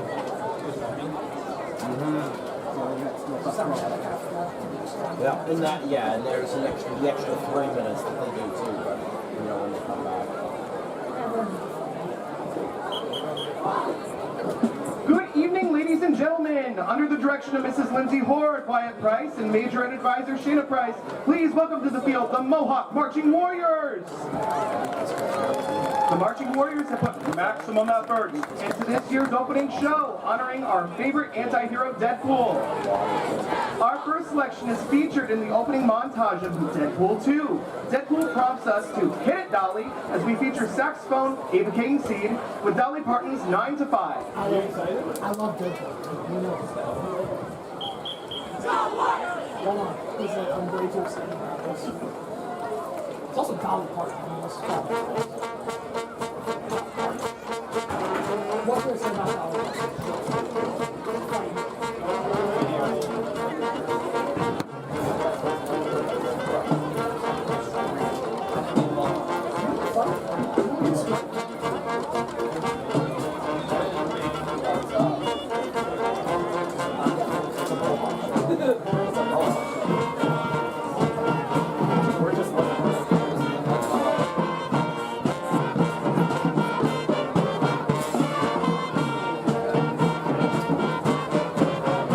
Halftime here at Mohawk High School. The Warriors 20, Calvert 0 here. Week number 1 of high school football. John Stallings, Jeff Roberts with us tonight on WQEL.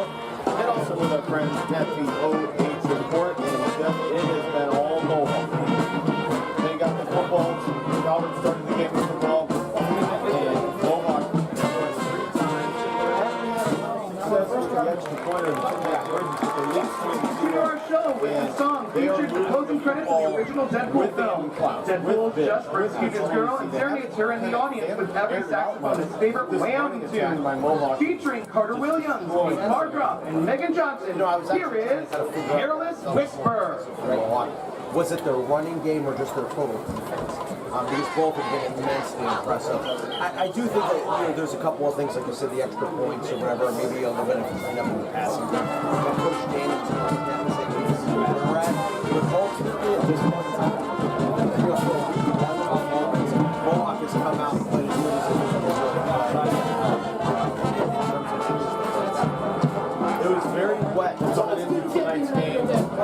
Driving over here, Sycamore, even this pregame was kind of spit and rain. Things are drying out a little bit now. You see Mohawk maybe trying to unleash pressure for that team a little bit. He's got a big arm. He's got weapons on the outside. They try to do some intermediate passes to get him comfortable, and then maybe take a big shot, or do they continue to kind of grind this thing out? If I was to just guess it, right, I think it could be totally off. But I think it's going to go one of two ways. I think they're either going to come out right away, because they're going to get the ball to start to drive, and I think you're going to see exactly what you're talking about. They're just going to try to see if we can go out and just take one down, or they're going to get that ball. They're going to see if they can score, get up 4 scores, and then take the shot. Because that way, if it doesn't go well and it falls apart, even if they give Calvert an opportunity to score, so they with the goal interception. So it doesn't matter. They're up so many scores at that point in time. I think the concern that Coach Daniels had, even at the end of the first half there, was they're up 3 scores. They've had a real advantage. But if you make a mistake right before halftime, you start giving Calvert some momentum, that would start off the second half. He didn't want to take a chance on that. He's like, I'm going to take my lead with the ball coming out, and I'll just kind of build it from here. I think, now when they do come out, these areas can come back out and they will say, we're going to see if I'm going to throw our best plays at running the football, doing what we do, and see if I can get up that one more score. The Warriors going to say, I'm going to see if I can catch them off guard, exactly what you're saying, and see if I can get that big throw down the field and go with it that way. And again, you're kind of saying, all right, well, thanks for talking out of both sides of your mouth, and I'm the first to admit it. But I'm saying it's either you're trying to either catch them off guard, or you're just saying, screw it, you know what I'm going to do, I just don't need to stop. And, I think that's what the decisions he's making at halftime. These Warriors lot of pressure on the Senecas offensively. They forcefully had 2 sacks.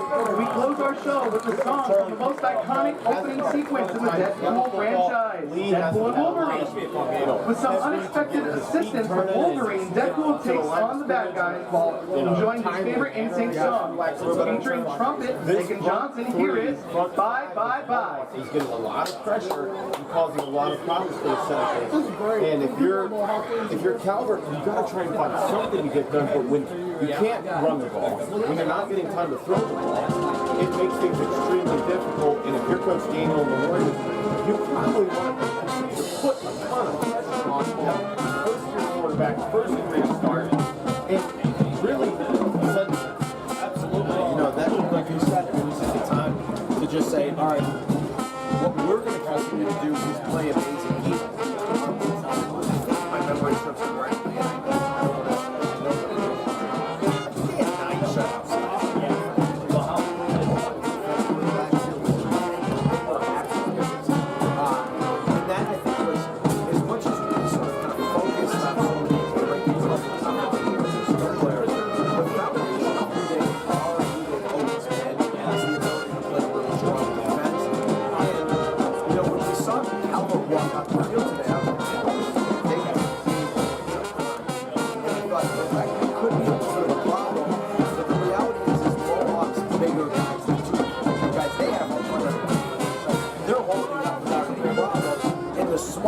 Are knifing through and causing them problems with speed. And quite honestly, I just think that Mohawk's also saying I've not seen a lot of sports numbers passing game, show a lot of respect for it. So we're just going to play downhill on our running game. We're going to make as much as possible. And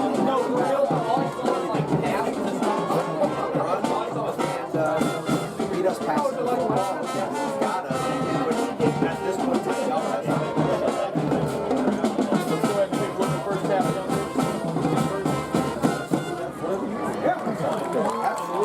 We hope you enjoyed the show. Have a great night, and go Warriors! They kind of do it pretty solid. He's got a touchdown on.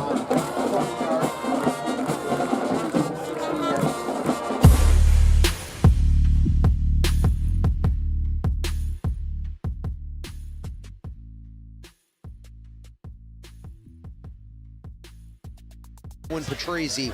So they've got 142 yards in total offense. On the flip side, though, Calvert, and again, think about it, remember, 142. Calvert now, at this point in time, being led by Nolan Lee on the ground, 11 carries, 22 yards. Tucker Coleman's got the 1 carry for 13. Logan DeMoss, 2 yards. Cameron Lucas has got a yard. Charlie Palm's got -6. So on the ground, 17 carries, 22 yards. So a little more than a yard a carry. And then throwing the football, Palm is 3 for 9 for 14 yards. He's got 1 catch to DeMoss for 10, 1 to Lucius for 8, and 1 to Coleman for -4. He's also got an interception in there. Palm also had a fumble that, came back the other way. So 2 turnovers, and they've only got 36 yards of total offense. So, when you can't run the football and you can't pass the football and you're turning the ball over, things aren't looking very well right now for the Senecas. Penalties also in favor of Mohawk. We see Annan Klaus on his touchdown run there, courtesy of the OH report, and he's looking very solid in his first career start. Absolutely. Like I said, I thought coming into it, I was like, oh yeah, I remember. Klaus was solid last year. I mean, he was a contributor. Now you're just looking at him and I'm like, yeah, now he's just bigger, runs better. He did everything you want a guy to be able to do over a summer, over the winter and the summer, which is hit a weight room, get stronger, kind of figure out what's going on. And you can just tell coming out here tonight, the moment is definitely not too big for Annan Klaus. Great crowd on hand here for week number 1 of high school football in Sycamore. At the break, it is Mohawk 20, Calvert 0. We'll be back with the third quarter here on WQEL and live online on the OH Report.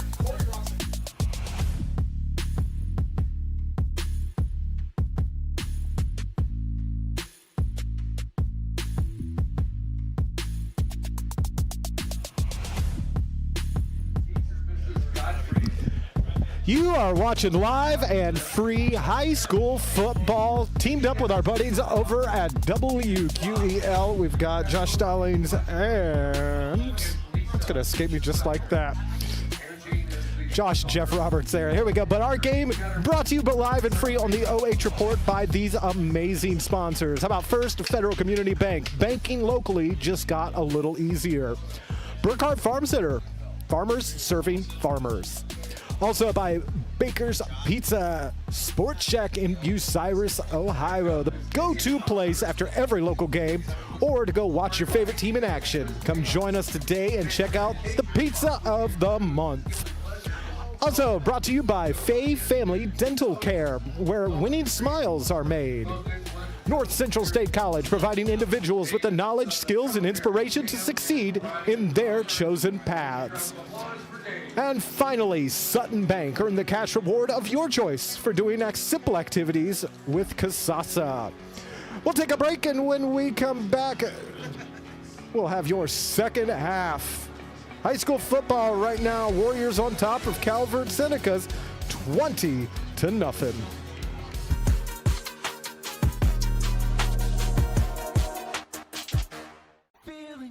Hey, does your checking account pay you with real cash rewards with no monthly maintenance fees ever? Bummer. Ask for Kasasa Rewards Checking. It's our superpower. He's going to send a line drive down the field. It'll be fielded on the bounce. That is Schieffer. Schieffer finds a hole at the center. Schieffer turns on the burners. Schieffer could go. He's at the 50, 45. He's got one man to beat. Schieffer with the ball in his left hand. He's going to take it to the house. Whitford opens up the second half with a kick return touchdown.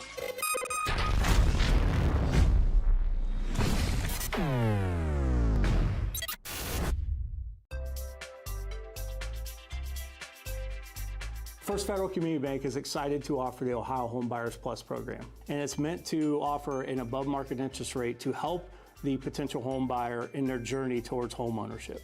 We've got great rates, especially for first-time home buyers. Here at First Federal Community Bank, we are here to make the home buying experience smooth and stress-free. As a community bank, we're excited to offer this account to help fulfill the dream of owning a home. Member FDIC, Equal Housing Lender.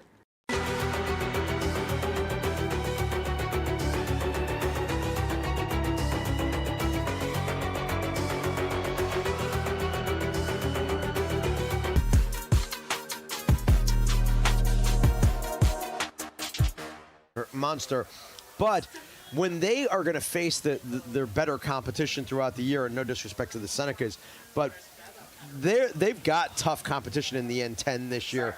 I mean, Crawford is putting a whooping on Fairbanks. We heard at the last check we heard, and already hit tonight. Cary's going to be much better this year. Again, they'll be back up.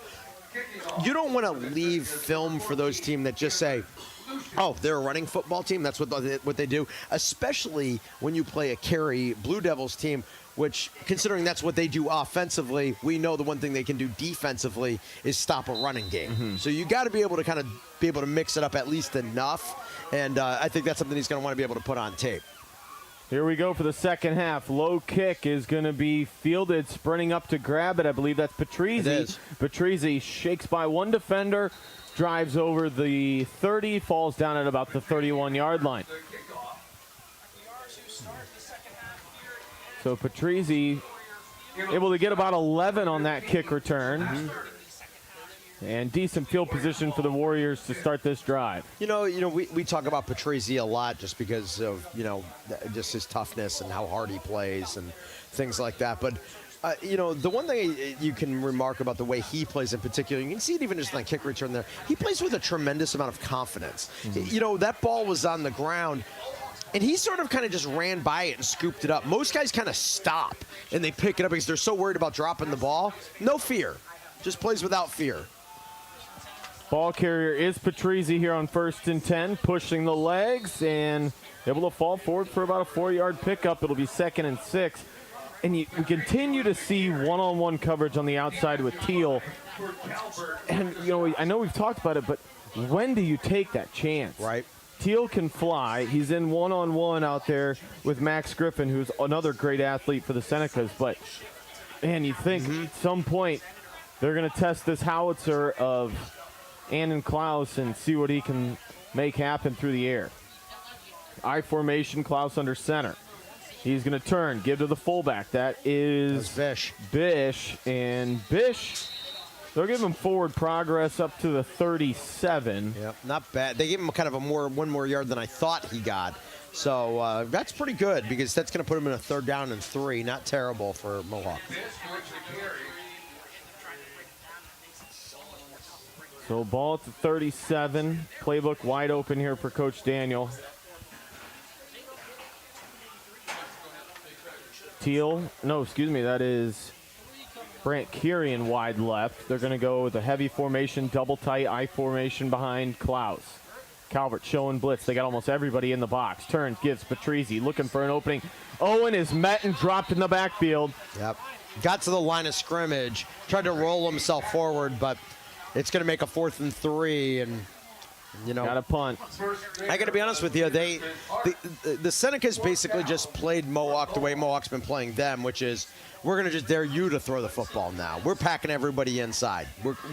You want to try to run straight at us. We're big in the middle, and we're going to make it we're going to be a little more stout, and we're going to put more bodies there. Instead of just relying on a defensive line that's big to have to try to make all those tackles, we're going to make that defensive line just kind of hold up and get in the way of the blockers. And all of our safeties and all of our linebackers are going to play 5 yards from the line of scrimmage. Mohawk running on a guy late, and they are not going to get it off. It's going to be a false start. As good as they played in the first half, sloppy start to the second half here for Mohawk. And now they're going to run another guy out on the field. That is Heminger. 5-yard penalty against the Warriors. Did they only have 9 guys? No, they did have 10. Yeah, they had 10 out there, but. So the 5-yard penalty backs him up, and now Patrizzi's got to run on late. Well, and there was kind of we're going to turn around and change up some bodies and bring one guy in, put another guy out. And clean snap. Klaus able to get off a low liner. It's going to skip and go into the Calvert sideline. Decent punt, and they're going to spot it at the 37-yard line. So Seneca's first crack with the football here in the second half, trailing 20-0. And their offense has been pretty stagnant so far tonight. And we'll see what kind of adjustments they were able to make at halftime. Because quite honestly, when you're down 3 scores, they really have to come down and try to put some points on the board here at some point. Otherwise, the pressure is going to start getting to them of where they're at on the, scoreboard-wise in this game. Palm's going to sling it out near side. Bubble screen, and a flag comes in. Yeah, 2 flags come in. It's going to be a hold. Pass was complete to Tucker Coleman. Yeah, 2 of them in the exact same spot. And that's going to be a hold on Calvert. Back him up. 10 yards again, from the spot. You've got 2 receivers out there blocking in front of the receiver on the swing pass. But, that receiver, he's got to get a clean block on that cornerback, and he didn't. And in order to try to free up his, he basically receiver, just tackled him. He just tackled the cornerback down to the ground. Great read by Patrizzi. That's Aiden Patrizzi, the sophomore. Yeah, that was an easy He's listed read. at 5'10", 160. Well, you can tell. Take a bet on that. Yeah, exactly.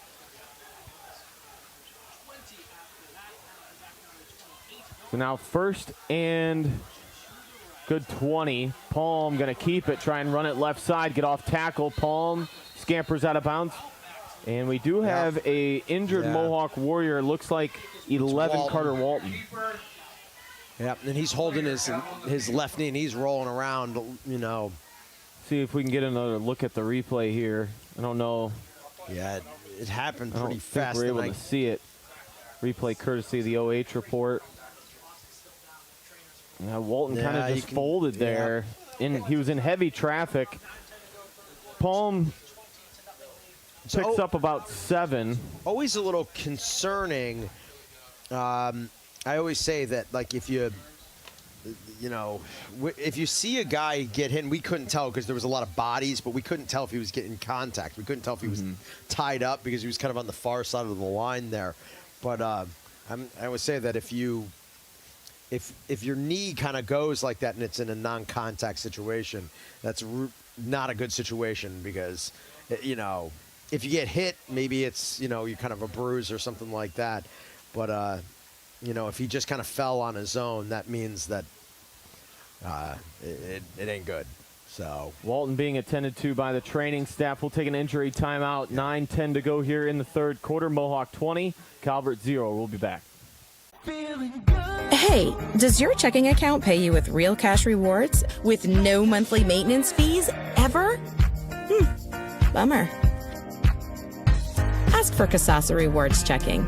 It's our superpower. Looking for the best high school sports coverage in Ohio? You found it right here on the OH Report. From the field to the court, we've got it all. OH Report brings you local coverage like nobody else in the area, live and free. Follow OH Report now and never miss a moment of the action. Don't just watch, be a part of the game with OH Report, the future of local sports.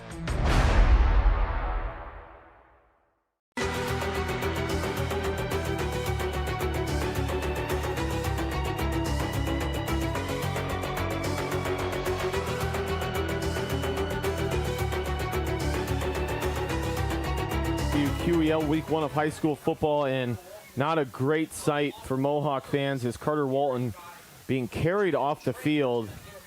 But he is being physically carried off. It wasn't like they brought out the, you know. They didn't bring him the gator out. Yeah, exactly. And he tried to get up and walk it and limp it off on his own. He just couldn't get enough pressure on it. So here's Palm wanting to throw, pressure in his face, delivers a strike. Pass complete to number 4, Tucker Coleman. Coleman's been his favorite receiver so far. Solid tight end. And Coleman coming across the field, and Palm able to find that soft spot. Coleman settled in, and but still, after the penalty, they're still looking at 3rd and 3. I'm going to be honest with you. I think the Senecas are doing something smart and offensively, whereas their successful plays with Palm running the ball the last play and then that one right there, they're really kind of working Mohawk's aggressiveness against them. They're letting them kind of go in one direction and then taking it into a different. Now 4 down linemen for the Warriors as they try and stop the run, but Lee's going to pick up the first by a yard at the 49-yard line. First down, Senecas. Yeah, it's just, you know, that was like sort of the first time here on this drive that they've had a positive play that was really just going straight at Mohawk. Everything else, like the run by Charlie Palm, the quarterback who went around the edge when Walton got hurt, that was a perfect misdirection play. They had everybody going in one direction. He faked the handoff. He just went alone in the other direction, just caught Mohawk just being overly aggressive. Warriors show blitz, don't bring it. Swing pass out to the left side. He's hit and dropped. Nowhere to go.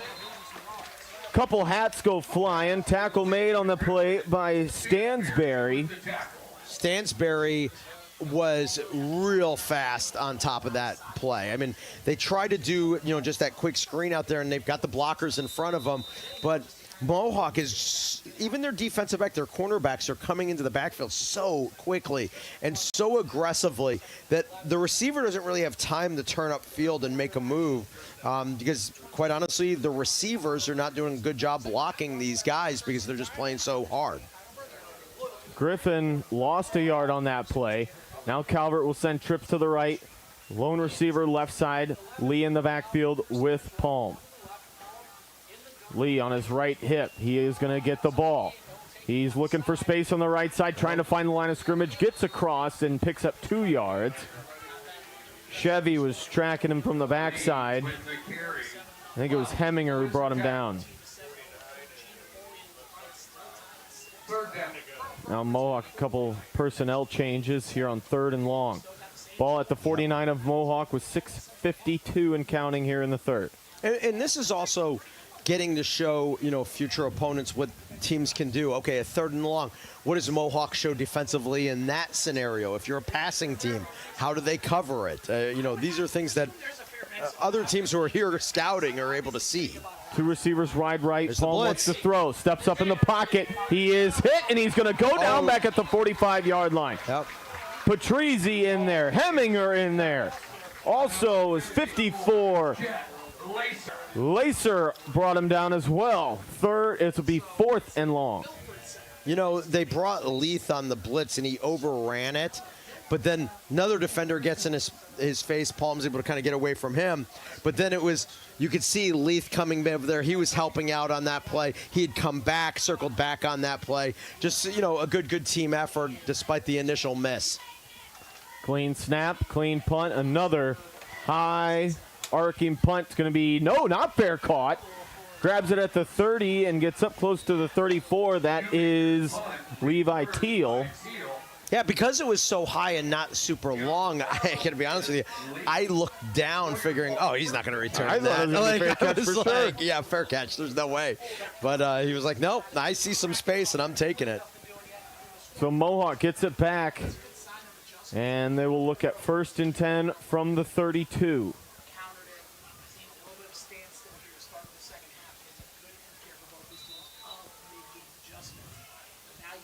Now Rhett Leith comes on late.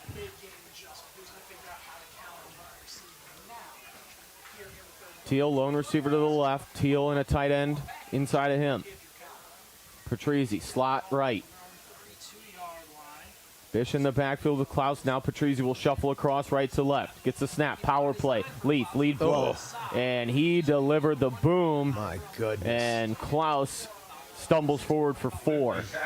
I think the defender just, he saw him coming and was like, get me out of here. He saw Bish coming. He's like, I don't know about Well, and that. he kind of slipped at the same time. Like he was trying to get out of the way and he slipped down, per se. Business decision. But it ended up being worse for him because he ended up getting a shoulder in the helmet because of it, you know.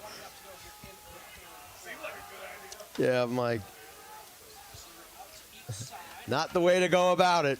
Klaus goes up and gives the line their blocking assignment. He's in the gun. One to the right, one to the left. Dropping back, has time, wants to throw. There you Deep go. ball, got his man open. And on the far side, Teal caught it. Steps out of bounds. He was just a touch behind him. If he puts him in stride, Teal goes into the end zone untouched. Yeah, Teal is open by 10 yards.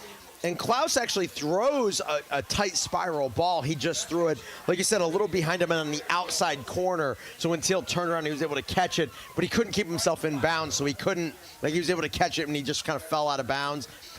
If he's a little bit more to the middle, he's going to catch it. Even if he has to wait on it, I think he catches, turns around, and he goes to the end zone. Griffin didn't have a prayer in coverage there. 1st and 10. And they're going to go to Bish. Bish keeps his feet, tries to cut upfield, goes down at the 35. Maybe lost a half yard there. But there was the big pass play that you were looking for. I thought that it might happen on the, like, okay, they're going to run hard on the first drive. Maybe they hit it on the second drive, and that's what they did. Again, 70, who we don't have a name for, and number 10, Logan DeMoss on the stop. 2nd and 11.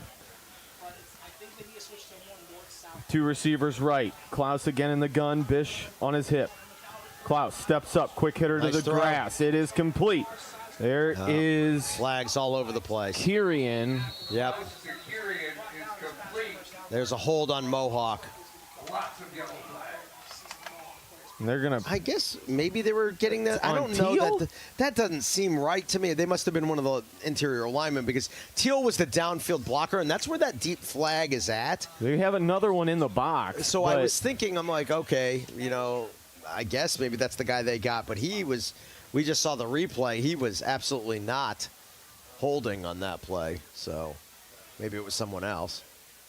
There is the holding call on Mohawk. He'll decline it. And a different holding call. That one's on the line of scrimmage, I think, is what they're saying.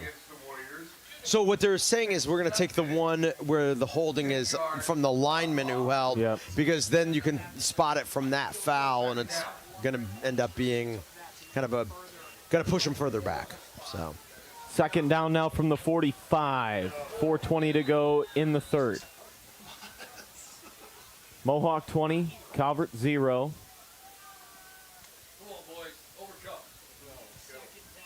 Kyrian splits wide to the left. Patrizi inside of him in a slot. Lone receiver to the right side, that's Teal. Klaus standing at the 50, awaits the snap. Barks for it, has it, steps up in the pocket, QB power, and Klaus up, bounces out the right side, keeps the play alive, and he is going to get close to a first down. It'll be about a yard, maybe 2 shy, but a great hesitation move by Klaus on the quarterback draw.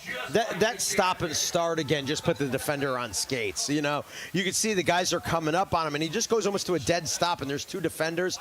And they both took the wrong angle at him. You know, one went right, one went left, and neither one of them was where he was at.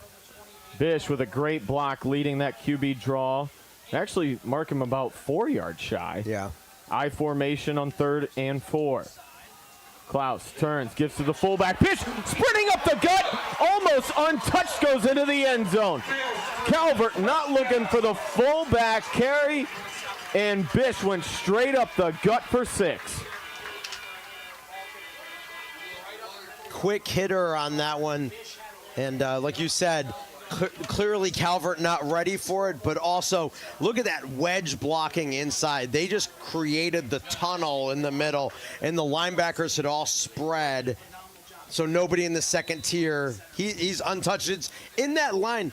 It's funny because you see it when you're in the stands. It's like, it doesn't feel like he's got a lot of space because he's probably getting touched a little bit on the shoulders a little bit, but it's a hole. And then once he gets through that initial hole, that little tunnel, it just opens up and it's all just green grass to the end zone. Great kick out block by Logan Heminger, freeing Bish for 6. And now they're going to go for 2. But a timeout having to be taken because Mohawk wasn't ready to go for 2. So Coach Daniel having to burn a timeout. Personnel was not right. 26-0 with 3:43 to go here in the 3rd quarter. That is the last time, the last instance you ever want to have to take a timeout. Oh, yeah, absolutely. Well, and it is the type of thing that Coach Daniel is going to be like, you know what, I'm going to be unhappy about this, and I'm going to, complain and yell at the team later. But at least it's happening in a game where you're up 4 touchdowns, But that's the type of stuff you need to clean up, because when the games get closer later in the season against really good teams, you can't make, okay, we had to burn a timeout on an extra point of all things. I mean, just not the type of stuff that you can end up doing in those games where the timeouts become really valuable.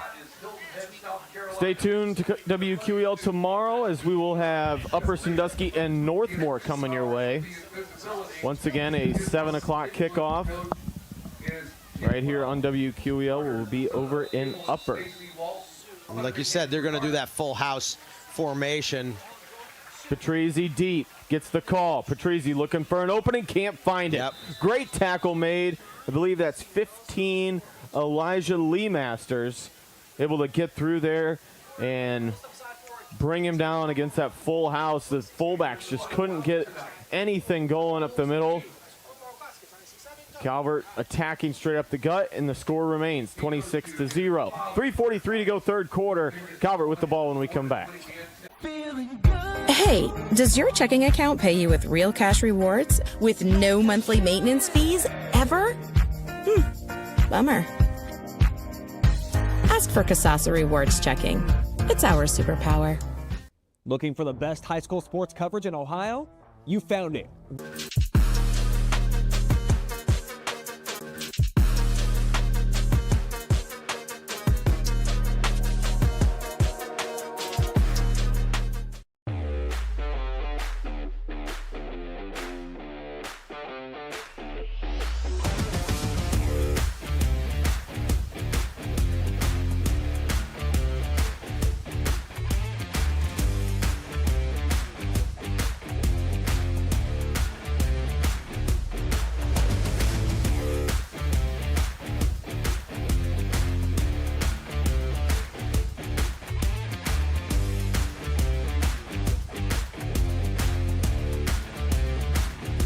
On WQEL, 92.7 FM, WQEL.com, and live online on the OH Report. Patrizzi set to send it deep. Great kick, going to be fielded at the 15-yard line. Starts up the near side, now cutting back to the left is DeMoss. DeMoss up to the 30, goes down there.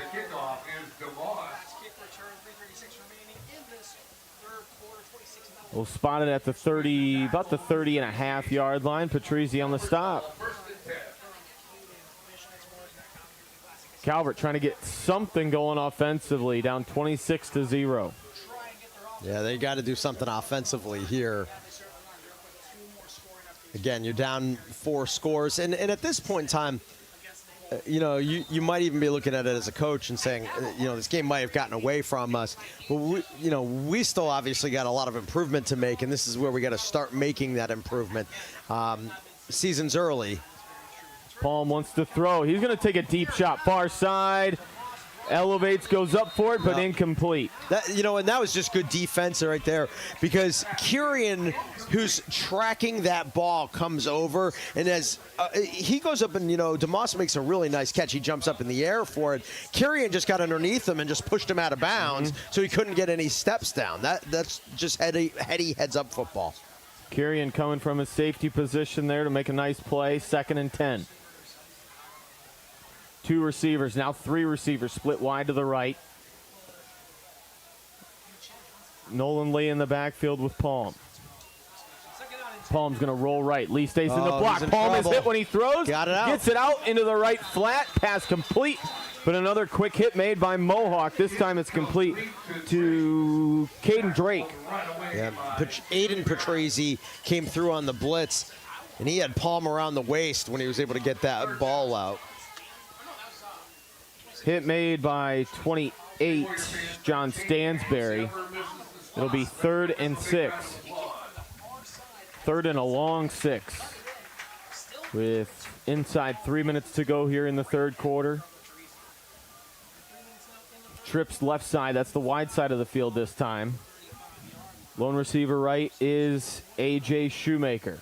Charlie Palm in the backfield. Lee on his left side. Pressure again. Palm gets rid of it. Far side, incomplete into the Calvert bench. Pass intended for DeMoss.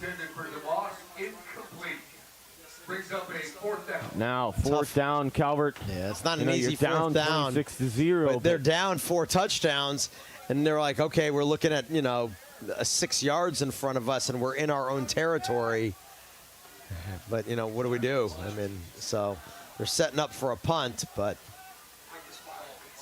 It'll be Kirian and Teal back deep.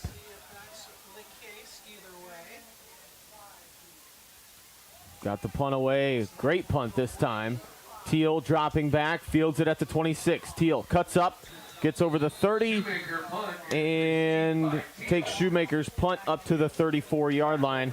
That's where Mohawk will get it back with 2:33 to go here in the 3rd.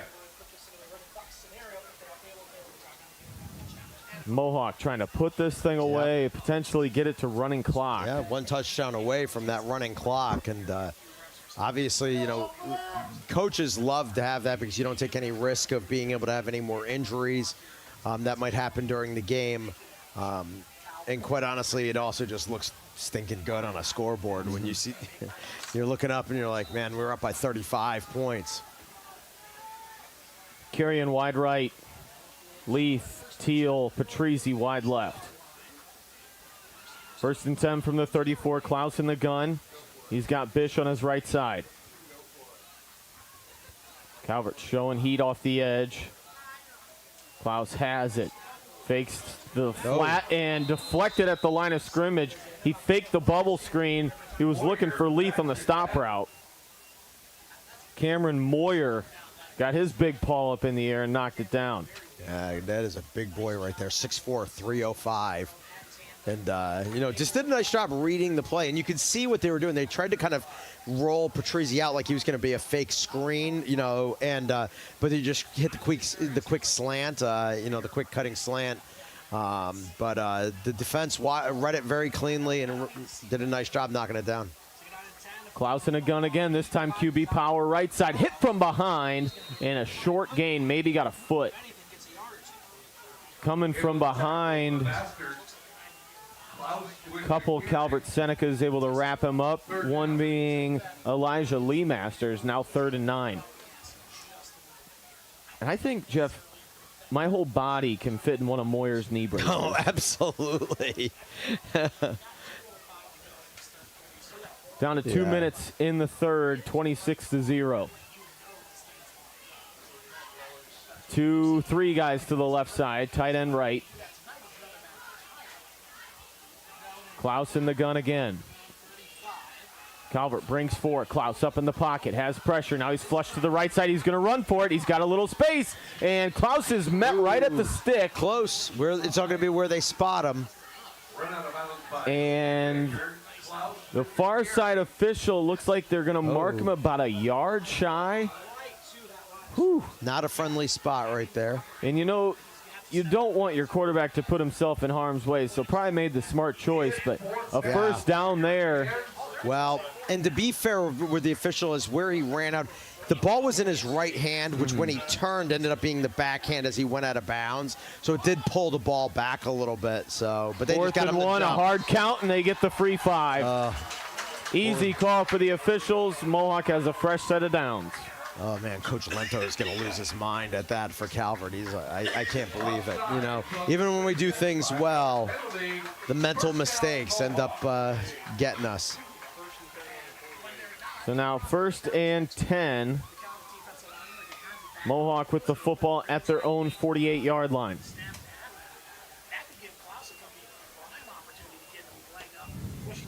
Clock will start to wind on the whistle.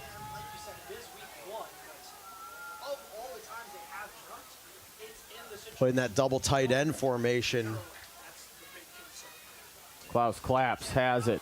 Gonna roll left That's a side. good He's hit and defensive met in the play. backfield. Leith couldn't hold his block. Yep. Tackle made by Lee Masters. You know, and I'll say this, like you said, Leith was doing the block, but you can also see Bish is kind of coming around as a lead blocker, and Bish Could have kind of gave him a shoulder. He slows down, like, should I help him on this play? And he's like, oh, I think he's got it. And right as he maneuvered past the play, that's when LeMasters cut through, made a big stop right there, loss of yardage, big loss of yardage. 2 right, 2 left. 2nd and 15 now for the Warriors. Patrizzi, the motion man, left to right. Klaus has it, quick hitter, near side. The jail tail. They're going to say Kieran, his knee was down. Chevy was halfway down the field. Oh, Chevy's man, he had all 8 cylinders pushing downfield, and that's the big my play. fella. That's my play. The I big had it. fella. He was like, oh, my gosh. Oh, I don't know if he was I don't think down he was yet. down yet. We get to see the I think he went replay. to a squat. Yeah. Replay courtesy of the OH report. We want to see it one more time on the hook and ladder. But I'll tell you what, yeah, that was a well-designed play. And there it is again. We're going to see it. Oh, he went to the ground, and it looked like he popped back up right as the ball was coming to him. It was really touch and go. Oh, Chevy was trucking. Oh, and Klaus tried to make a pass right there over the middle. That gets knocked away. Incomplete. And now it's going to be 4th down for the Warriors with 28.4 in the third. Yeah, because, you know, Chevy being a lineman, you know, he knows. He's like, in his mind, he's like, this might be my only chance. You know what? We're not going to be able to call this later in the year. Everybody's going to know it's coming, you know? So, you know, he's like, I had it. And I was going to the end zone with that one. I don't think you could have stopped him with a bulldozer. That's what I mean. Like, he's like, I'm running over anything that gets in my way. But there was no Calvert players anywhere near him. I mean, you know, so they would have needed him to just run out of gas. Klaus to punt. Gets rid of it. Nice low liner, and he's going to bury this one deep. Tracking it back to the 10-yard line. Lee Master, he's hit and dropped at the 19. Or excuse me, that was number 10, DeMoss. 23.9 on the clock here in the third quarter. Calvert being shut out here through 3, 26-0. And again, you know, we're talking about Calvert's struggles on offense. Even if you just break it down in the most simple way, you realize Mohawk if Mohawk never played an offensive snap, they'd still be winning this game. I mean, because, they do have a defensive touchdown, and Calvert's not even on the board yet. 1st and 10. Palm puts a man in motion left to right to doubles. He wants to throw, has time, gets the 3-man rush. Now pressure in his face, across the middle, pass complete at the 30, hit made. And that's Coleman hauling it in. Carrying with the stop, and that's a 1st down, Calvert. And that could be the final play of this 3rd quarter. The one thing I'll say about Coleman, just seeing him play a little tight end, you can tell he's got the quarterback play from last year in him, because he's noticed there, my quarterback's in trouble, and he just cut his route out, and he was coming across to give him some space. Calvert will not get it off, and we go to the 4th. Here from Sycamore, it is Mohawk 26, Calvert 0. We'll be back.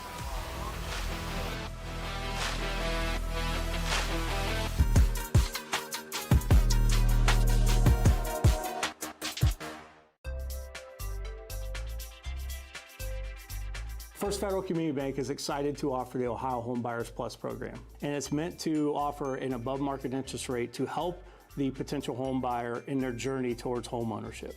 We've got great rates, especially for first-time home buyers. Here at First Federal Community Bank, we are here to make the home buying experience smooth and stress-free. As a community bank, we're excited to offer this account to help fulfill the dream of owning a home.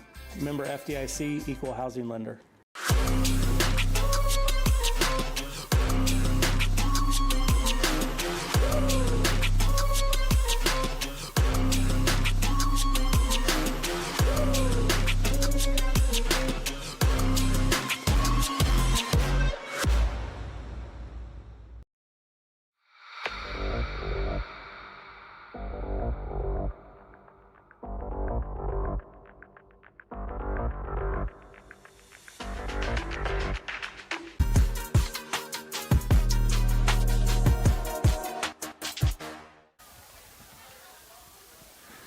It'll be Calvert 1st and 10 as we start this 4th.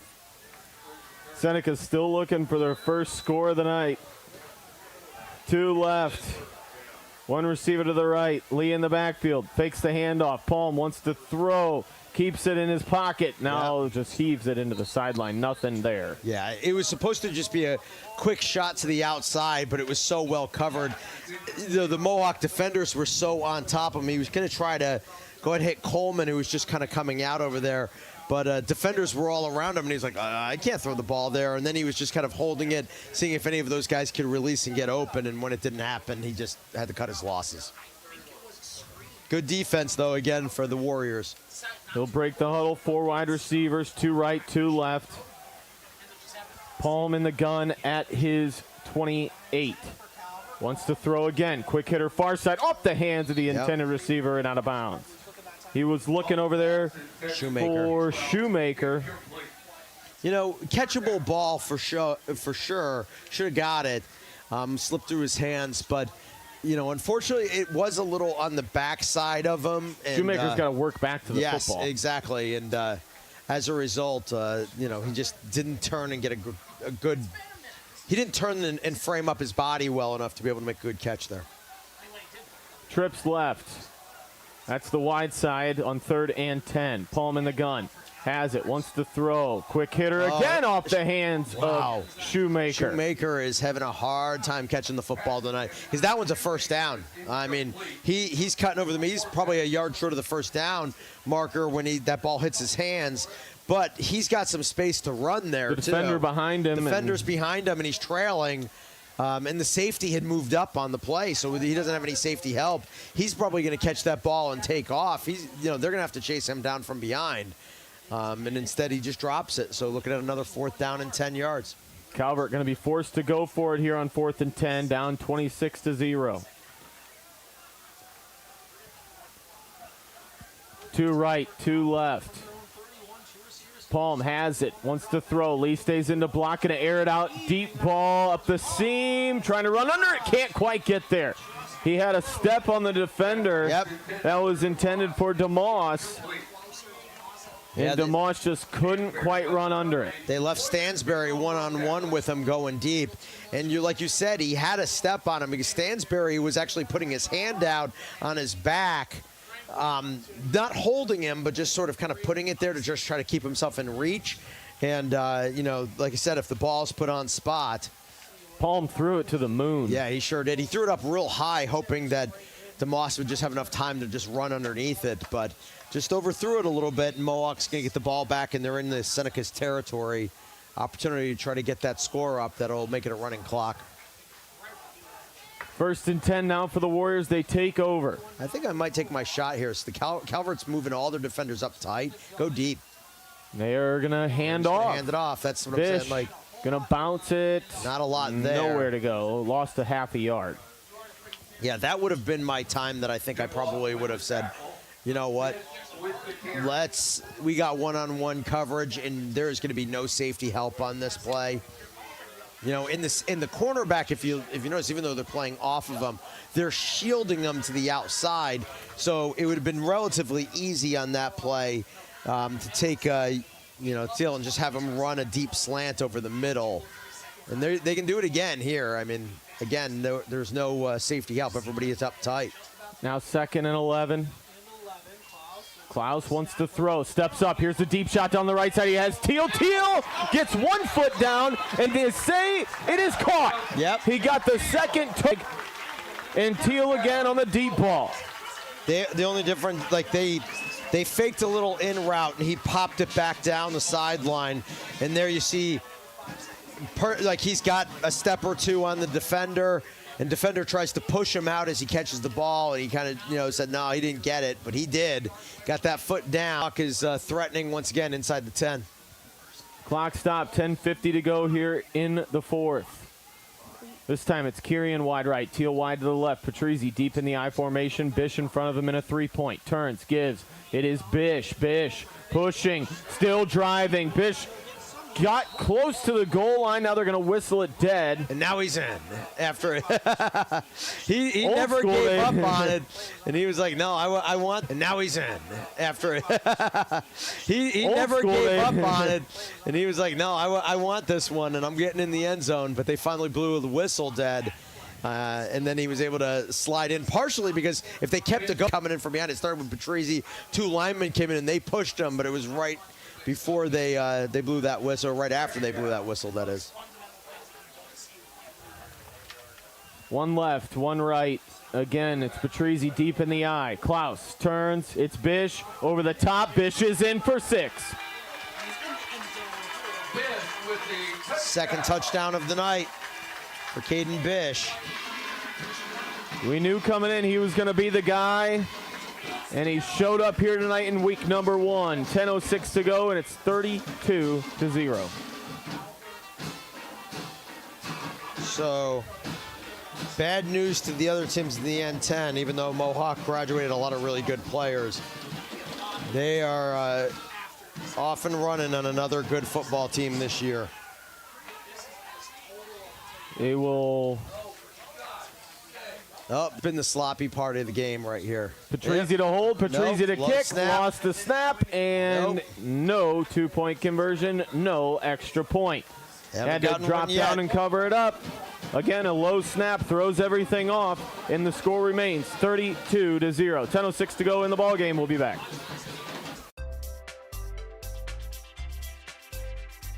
First Federal Community Bank is excited to offer the Ohio Home Buyers Plus program, and it's meant to offer an above-market interest rate to help the potential home buyer in their journey towards home ownership.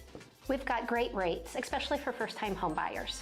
Here at First Federal Community Bank, we are here to make the home buying experience smooth and stress-free. As a community bank, we're excited to offer this account to help fulfill the dream of owning a home. Member FDIC, Equal Housing Lender.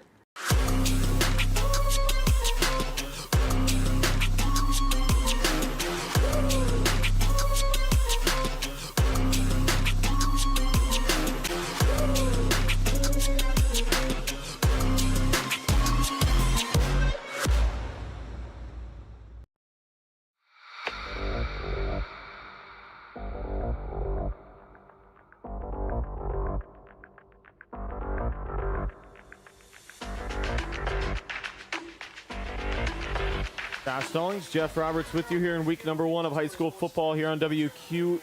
92.7 FM, WQEL.com, and live online on the OH Report. Patrizzi set to kick it off. If Mohawk just could have got a couple extra points or a 2-point conversion, we'd be in a running clock here in this week 1 matchup, but yeah, unfortunately, their inability to even, it's not even a scenario of saying, well, yeah, they got to get this kicking game in order. It's like, no, they just got to get the snaps in order because they just can't even get the ball back to the holder. Kick is going to be fielded by the up man, hit him in the chest, and then had to drop down, cover it up, kind of a knuckleball. And it is picked up there by 16, Luke Van Det. First and 10. Yep. Yeah, they are running it, so yes.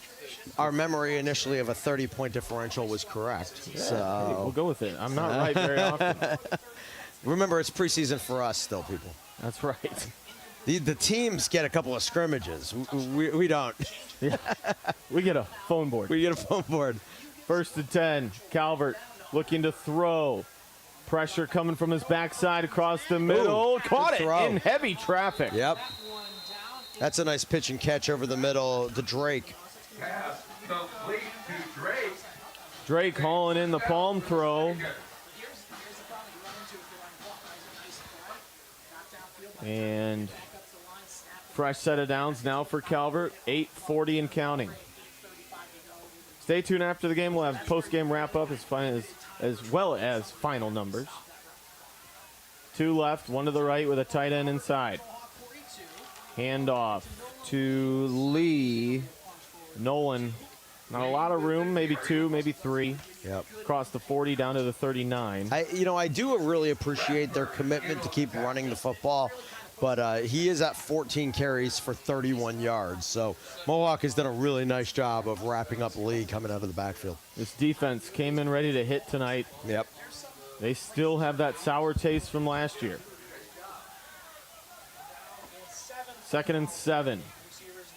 Has it, wants to throw. Palm with all day. Going to dance left. Now he's going to air it out deep. Oh, he's Has wide a man open. Wide open. Boom. Caught in the end zone. And there goes the running clock, just like that. Getting free was DeMoss. DeMoss hauled it in. Came all the way across the field. The throw across the body by Palm finds DeMoss for 6.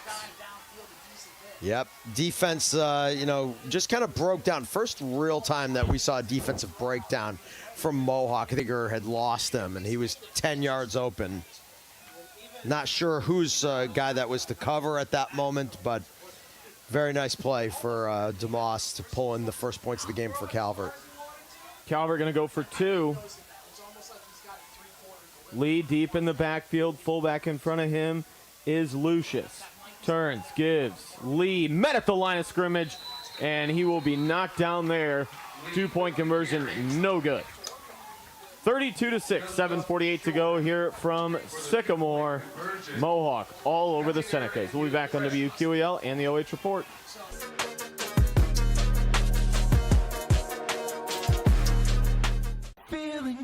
Hey, does your checking account pay you with real cash rewards with no monthly maintenance fees ever? Bummer. Ask for Kasasa Rewards Checking. It's our superpower. Looking for the best high school sports coverage in Ohio? You found it right here on the OH Report. From the field to the court, we've got it all. OH Report brings you local coverage like nobody else in the area, live and free. Follow OH Report now and never miss a moment of the action. Don't just watch.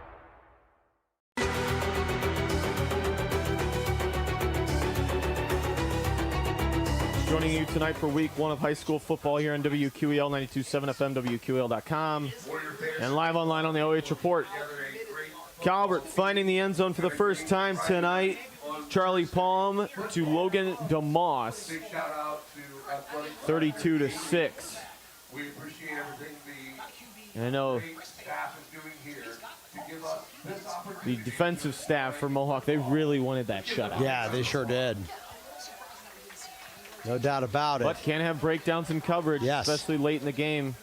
And again, for coaching staffs, I mean, sometimes, you can use things like that as just saying, like, look, let's not get over, we didn't play a perfect game. We couldn't get snaps across. We had that defensive breakdown. There's things to work on. Onside kick fielded phenomenally by the up man.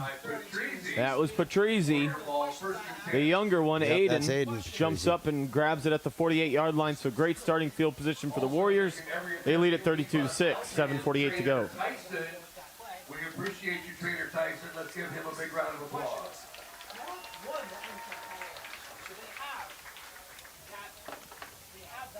Yeah, I'm always curious on, you play the Thursday night game. If you're Coach Daniel, obviously it's kind of nice. You get a, early start to the season and you're, kind of get that season rolling here. But at the same time, you do give, the other teams in the area an opportunity to come out and give you a little scout report, be able to see you live. I know there's a Bucyrus coach here. There's I saw Winford coaches. And I saw a group of players from another school, too, but they were smart enough to not wear their varsity jerseys. So I don't know what school they were from. I just know they were not from here. So timeout, 7:48 to go here in the ball game, 32-6. Again, coming up tomorrow, we have another edition of high school football coming your way. Jeff and I will be in Upper Sandusky as the Rams host Northmore. Yep, Northmore. And it is Davy Jones in the 50th. That's right, correct? 50 years this is of 50 the Friday years night phone board. Yep. Exactly. Yeah, just talking about Northmore, a team that deep playoff run last year, and they got a lot of great seniors that they're having to try to figure out how to replace for this coming season. Going to be exciting to be able to see them, but I'll be interested to see if what we're kind of seeing tonight out of Mohawk, which is a lot of times, when you're winning, even those guys graduate, they leave a culture behind of winning that comes with them. And the guys who are just below them see the patterns, they see what you're supposed to do and how you get to that level. Mohawk looking phenomenal here in week one. They lead at 32-6. Klaus in the gun. Has the snap, going to hand off Patrizzi. Patrizzi picks up a yard, but most importantly, they hang on to it. Yep. And the clock will roll. Now checking in for Mohawk is Purcell. Assistant AD in the country. How about a big round of applause for Mike Haynes and all that he does for our Warriors. 2nd and 9. Clock down to 7:20 in the ball game. Stay tuned for the post-game show. We'll have wrap-up of tonight's matchup, as well as McDonald's Q92 player of the game and final numbers. Klaus, handoff. It's Purcell. Purcell up the gut, picks up 2 yards. That's his first carry tonight. Hart with another tackle. Purcell with the carry.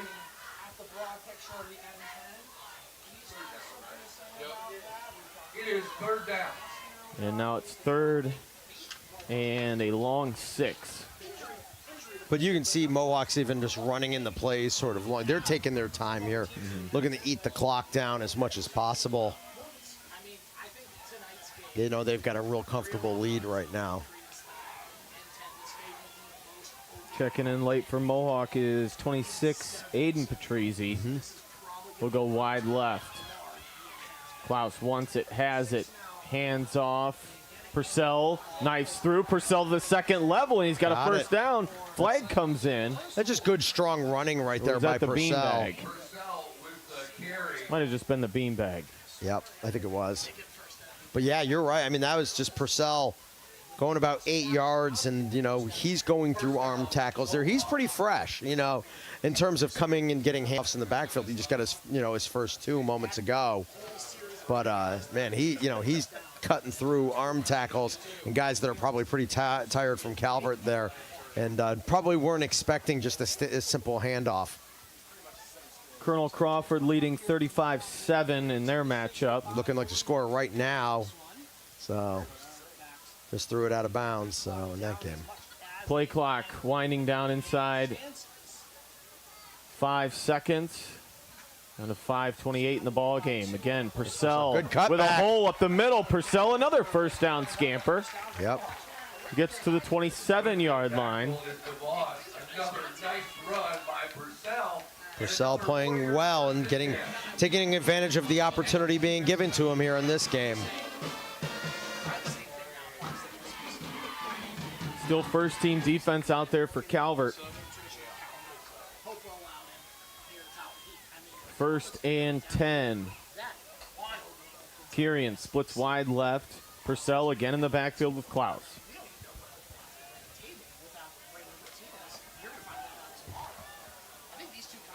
Teal wide right. Klaus the handoff. Purcell looking for the outside. Hit and taken down. Gets inside the 25. Call it the 24. Griffin with a nice tackle.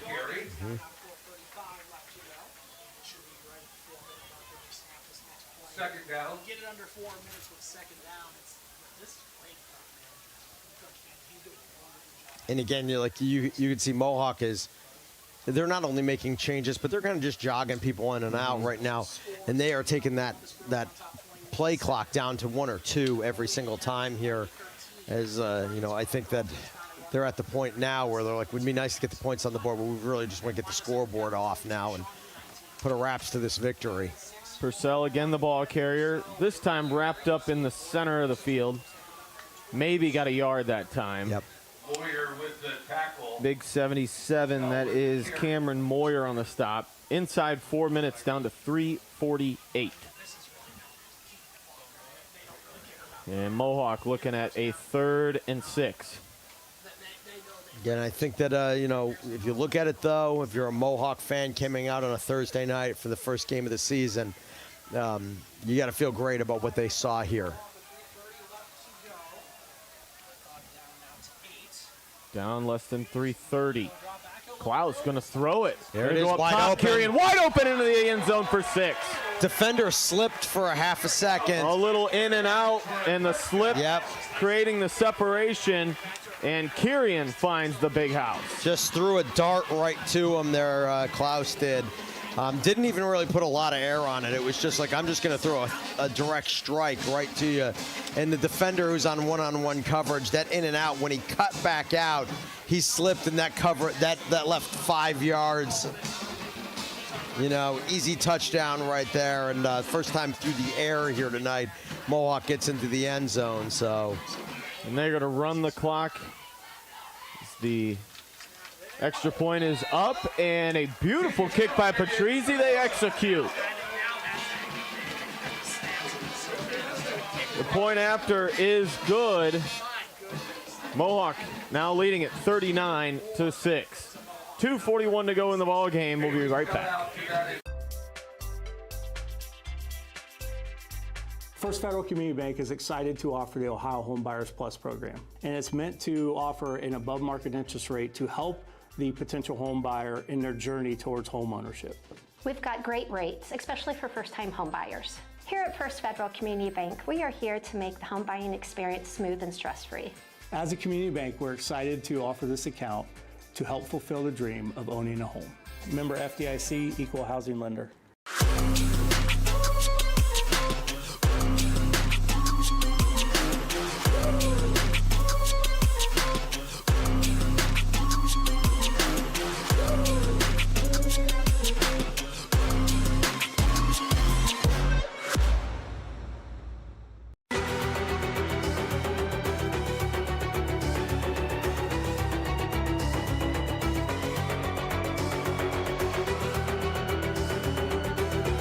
Start.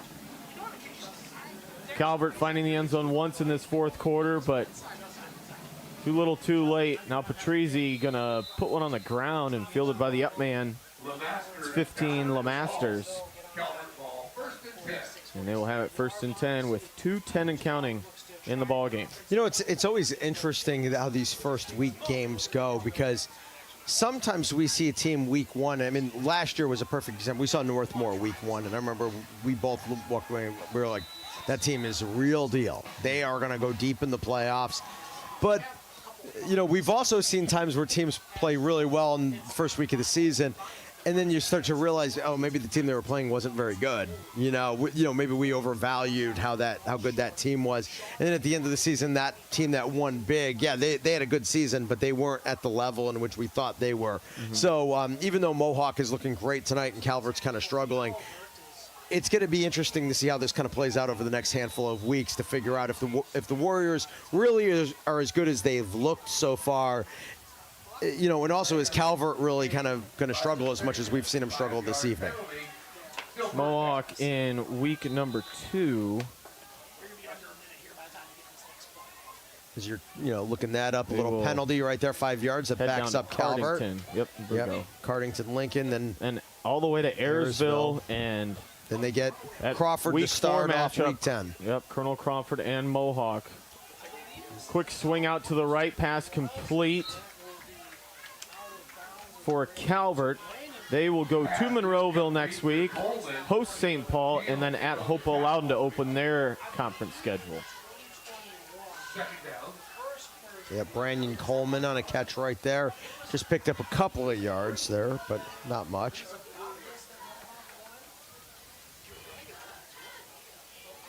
Second and 14. Palm still in the backfield. Pressure. They're going to hand off the ball carrier. Nice stiff arm in the backfield, and he's hit and dropped. Kyrian with a...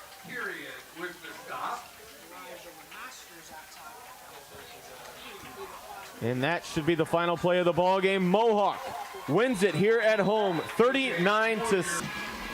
Mohawk fans going to go MAL. These two will once again be in the same conference next year, but this year it is a non-conference game to start it, and Mohawk gets revenge from a 1-point loss a year ago. They win it 39-6. Jeff and I will be back with the final numbers and the wrap-up right after this.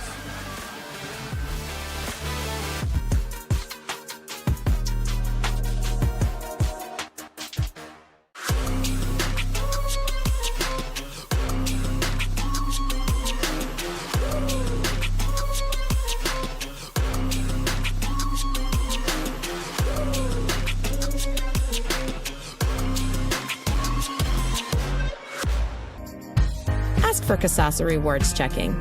It's our superpower. That is Schieffer. Whitford opens up the second. Plus program. And it's meant to offer an above market interest rate to help an experience smooth and stress-free. As a community bank, we're excited to offer this account to help fulfill the dream of owning a home.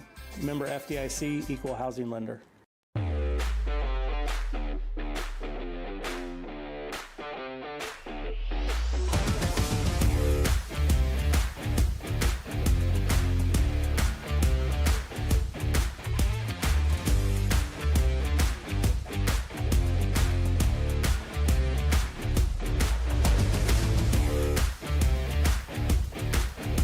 Offensive line stepped up. Their playmakers on the outside had some big ones, and Warriors just dominated here at home, 39-6. It was a really impressive performance ultimately when it comes down to it.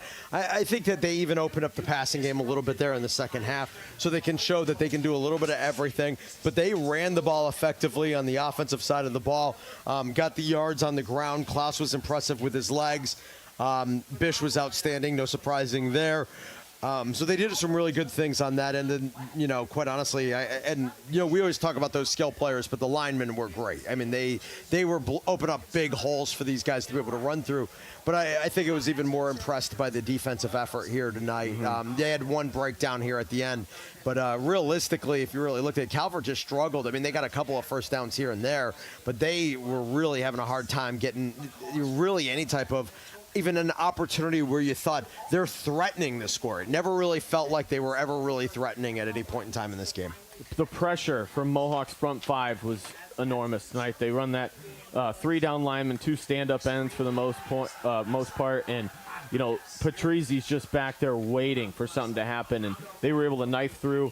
get pressure on Palm, and really disrupt the offense from the start. And like you said, Calvert never really sniffed the end zone outside of late in the fourth quarter. Yeah, and that was just kind of a breakdown. I mean, and I always say that when you get a play like that, sometimes you see it at the beginning of a game. A team will get a play like that, and everybody gets excited. And it's like, oh my gosh, we had this huge, big play. But I'm like, you can't rely on plays like that because that was a defensive breakdown, not an outstanding offensive play or some sort of sustained, really thought out and developed offensive play where, your line's pushing people around and things like that. I hate to put it this way, but sometimes it's just stuff like that. It's like it feels like it's almost a little more luck than it is skill. And, when it comes down to it, Mohawk really drastically outskilled Calvert in all areas here tonight. 39-6. Mohawk gets the Week 1 victory in a dominant performance over the Calvert Senecas. And first-year quarterback Andon Klaus, we saw him last year, had some varsity time, but not at the quarterback position, mostly played on the outside behind phenomenal player in Ben Bogner. Now it's his turn, and he balled out tonight. Oh, he was fantastic. He's going to be our McDonald's player of the game, and much deserved because he wasn't just kind of outstanding in the quarterback role. Remember, he had a pick 6 on defense as well, so he was kind of all over the place. So he had a passing touchdown, a running touchdown, a pick 6 touchdown. Much deserved of the McDonald's Q92 player of the game. But if you look at the numbers for Andon Klaus, he completed 7 of 12 passes, 109 yards, touchdown there. And then rushing the football, he's got 14 carries for 94 yards and a touchdown there. So, a real complete game for Andon Klaus in every way. He's going to be, got a lot to be proud of and going to give the Mohawk fan base a lot to look at it and say, I didn't know how we were going to be able to replace Ben Bogner, but we got a guy here who seems like he can do the job.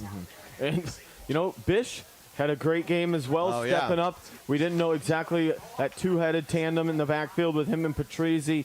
They're replacing their skill guys, and Bish did phenomenal. And Patrizzi was laying people out. Yeah, well, Bish ends up with 75 yards, 2 touchdowns, and Patrizzi ends up getting a touchdown as well out there. But, he's also kind of that, gadget, jack of all trades, does a lot of the dirty work type of a player. So, he in the first half, they'd only completed 3 passes, but they were all to Patrizzi. He had all of their catches. So, realistically in this game, I mean, this was just a really complete total team effort. And it was the type of game, I said it earlier, that I felt like Calvert was still sort of kind of in preseason mode where they're still trying to figure out who they're going to be and where their strengths are, and Mohawk felt like it was mid-season form. Exactly. They came out red hot from the start. A couple turnovers, the strip sack, the pick 6, and they were ready to go from the get-go. No question about it.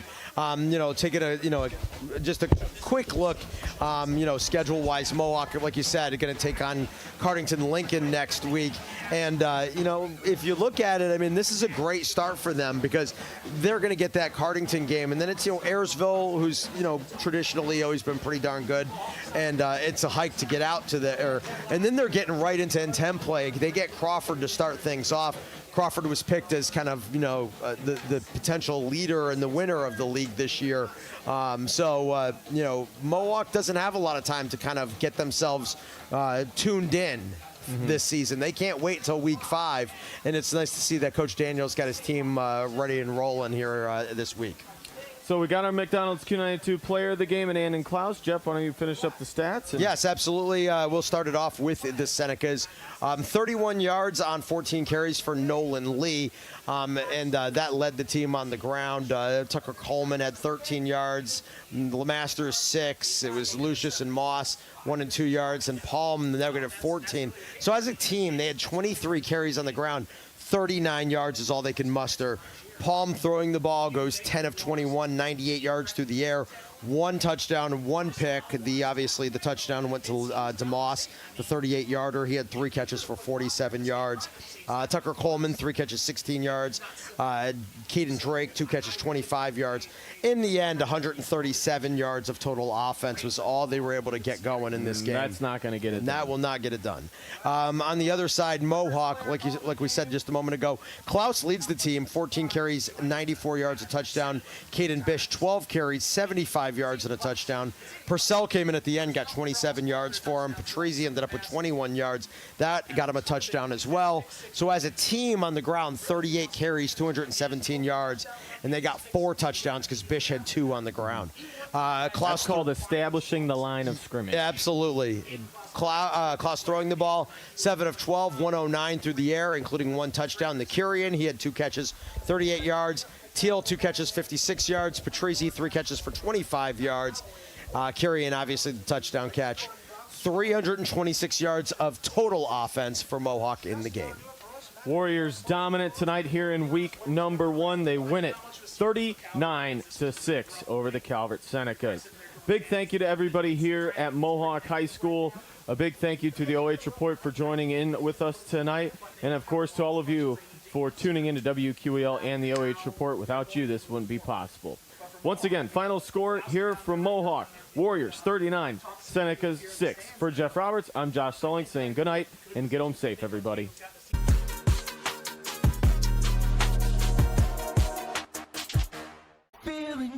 Hey, does your checking account pay you with real cash rewards with no monthly maintenance fees ever?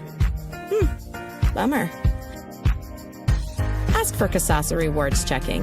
It's our superpower. Looking for the best high school sports coverage in Ohio? You found it right here on the OH Report. From the field to the court, we've got it all. OH Report brings you local coverage like nobody else in the area, live and free.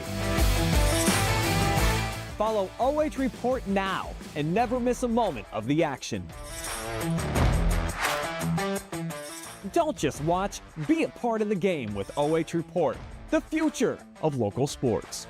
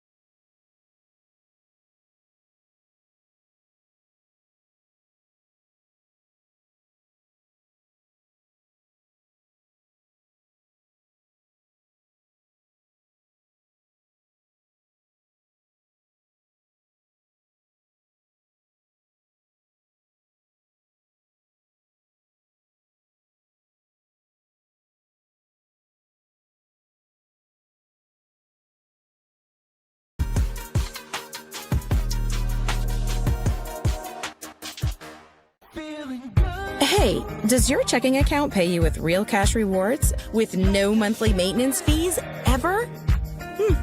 Bummer. Ask for Kasasa Rewards Checking. It's our superpower. Looking for the best high school sports coverage in Ohio? You found it right here on the OH Report.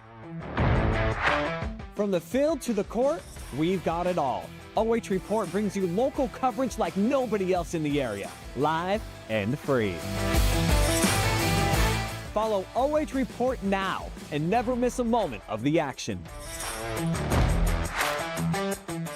Don't just watch, be a part of the game with OH Report, the future of local sports.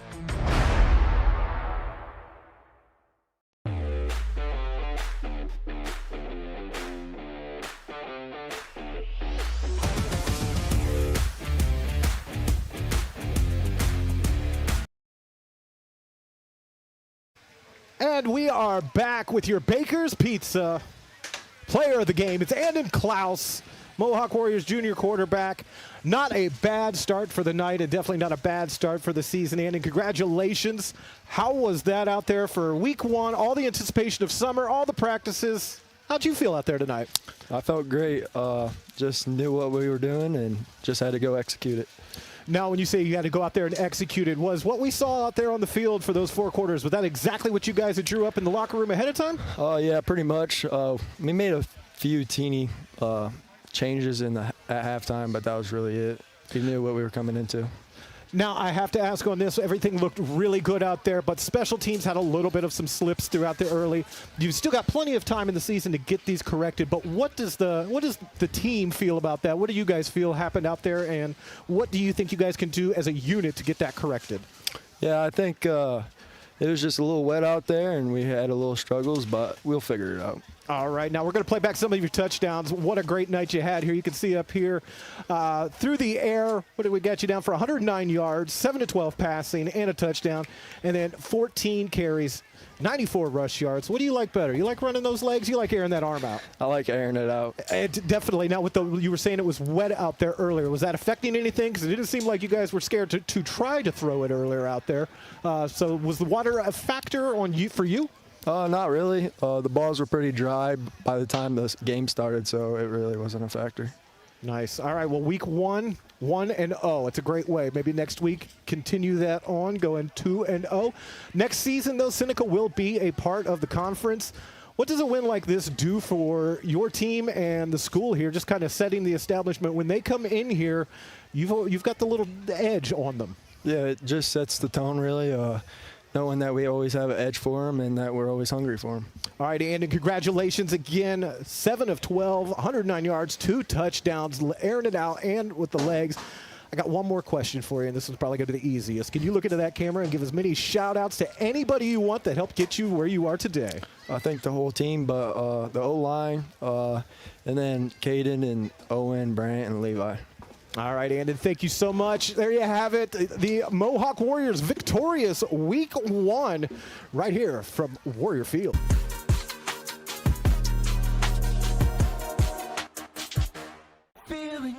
Hey, does your checking account pay you with real cash rewards with no monthly maintenance fees ever?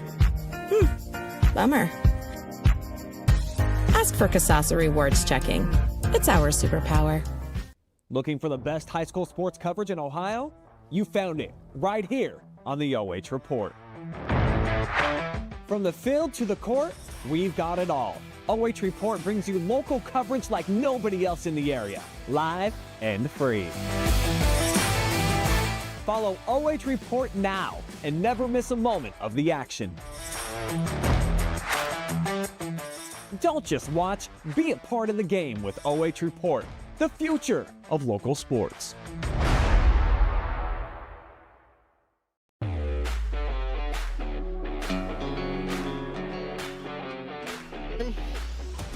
Time now for your post-game show, and we've lost our camera again there, Justin. You have to jiggle that cable. 6-39, Seneca falls to Mohawk, and here I am, and if you're looking for stats, so am I. I'm the only one left in here. All talent has left. All of the school has left. I have no stats that I can actually provide to you, so I am very sorry for that. But we do have a lot more football on the schedule for tomorrow. I believe we have 7 games tomorrow, and then we still have some on Saturday. So week 1 not quite over with just yet. And don't forget the Friday Night Pigskin tomorrow night, 11:30 p.m. Highlights and scores from around the area, interviews, and so much more than just that. But for my talent, Josh Stallings and Chef Roberts, and my amazing cameraman, Justin Wilson, I'm Adam Thompson. It's a beautiful night for Warriors, taking the win 39-6, going 1-0. We want to thank all of our sponsors that helped make this a fantastic production and allow this to be live and free. But before we do that, coming up next, Seneca's going to be Cardington, Lincoln, and Mohawk, Monroeville, and that is what is coming up on the schedule. But that'll do it for us tonight. Credits are up. Thanks to Josh Stallings, Jeff Roberts. Also, thanks to the amazing staff here at Mohawk High School for taking great care of us. Did you get fed? Oh yeah, good food. Spicy food too. Fed us up, took us in, and gave us the Warrior welcome, so to speak. North Central State College, also want to thank them. Burkhart Farm Centers, Sutton Bank, Fay Family Dental Care, and again, the Mohawk Warrior Nation for putting us up and putting a roof over us. I'm Adam Thompson. We'll catch you at a live stream tomorrow night, 7 o'clock. Week 1 continues.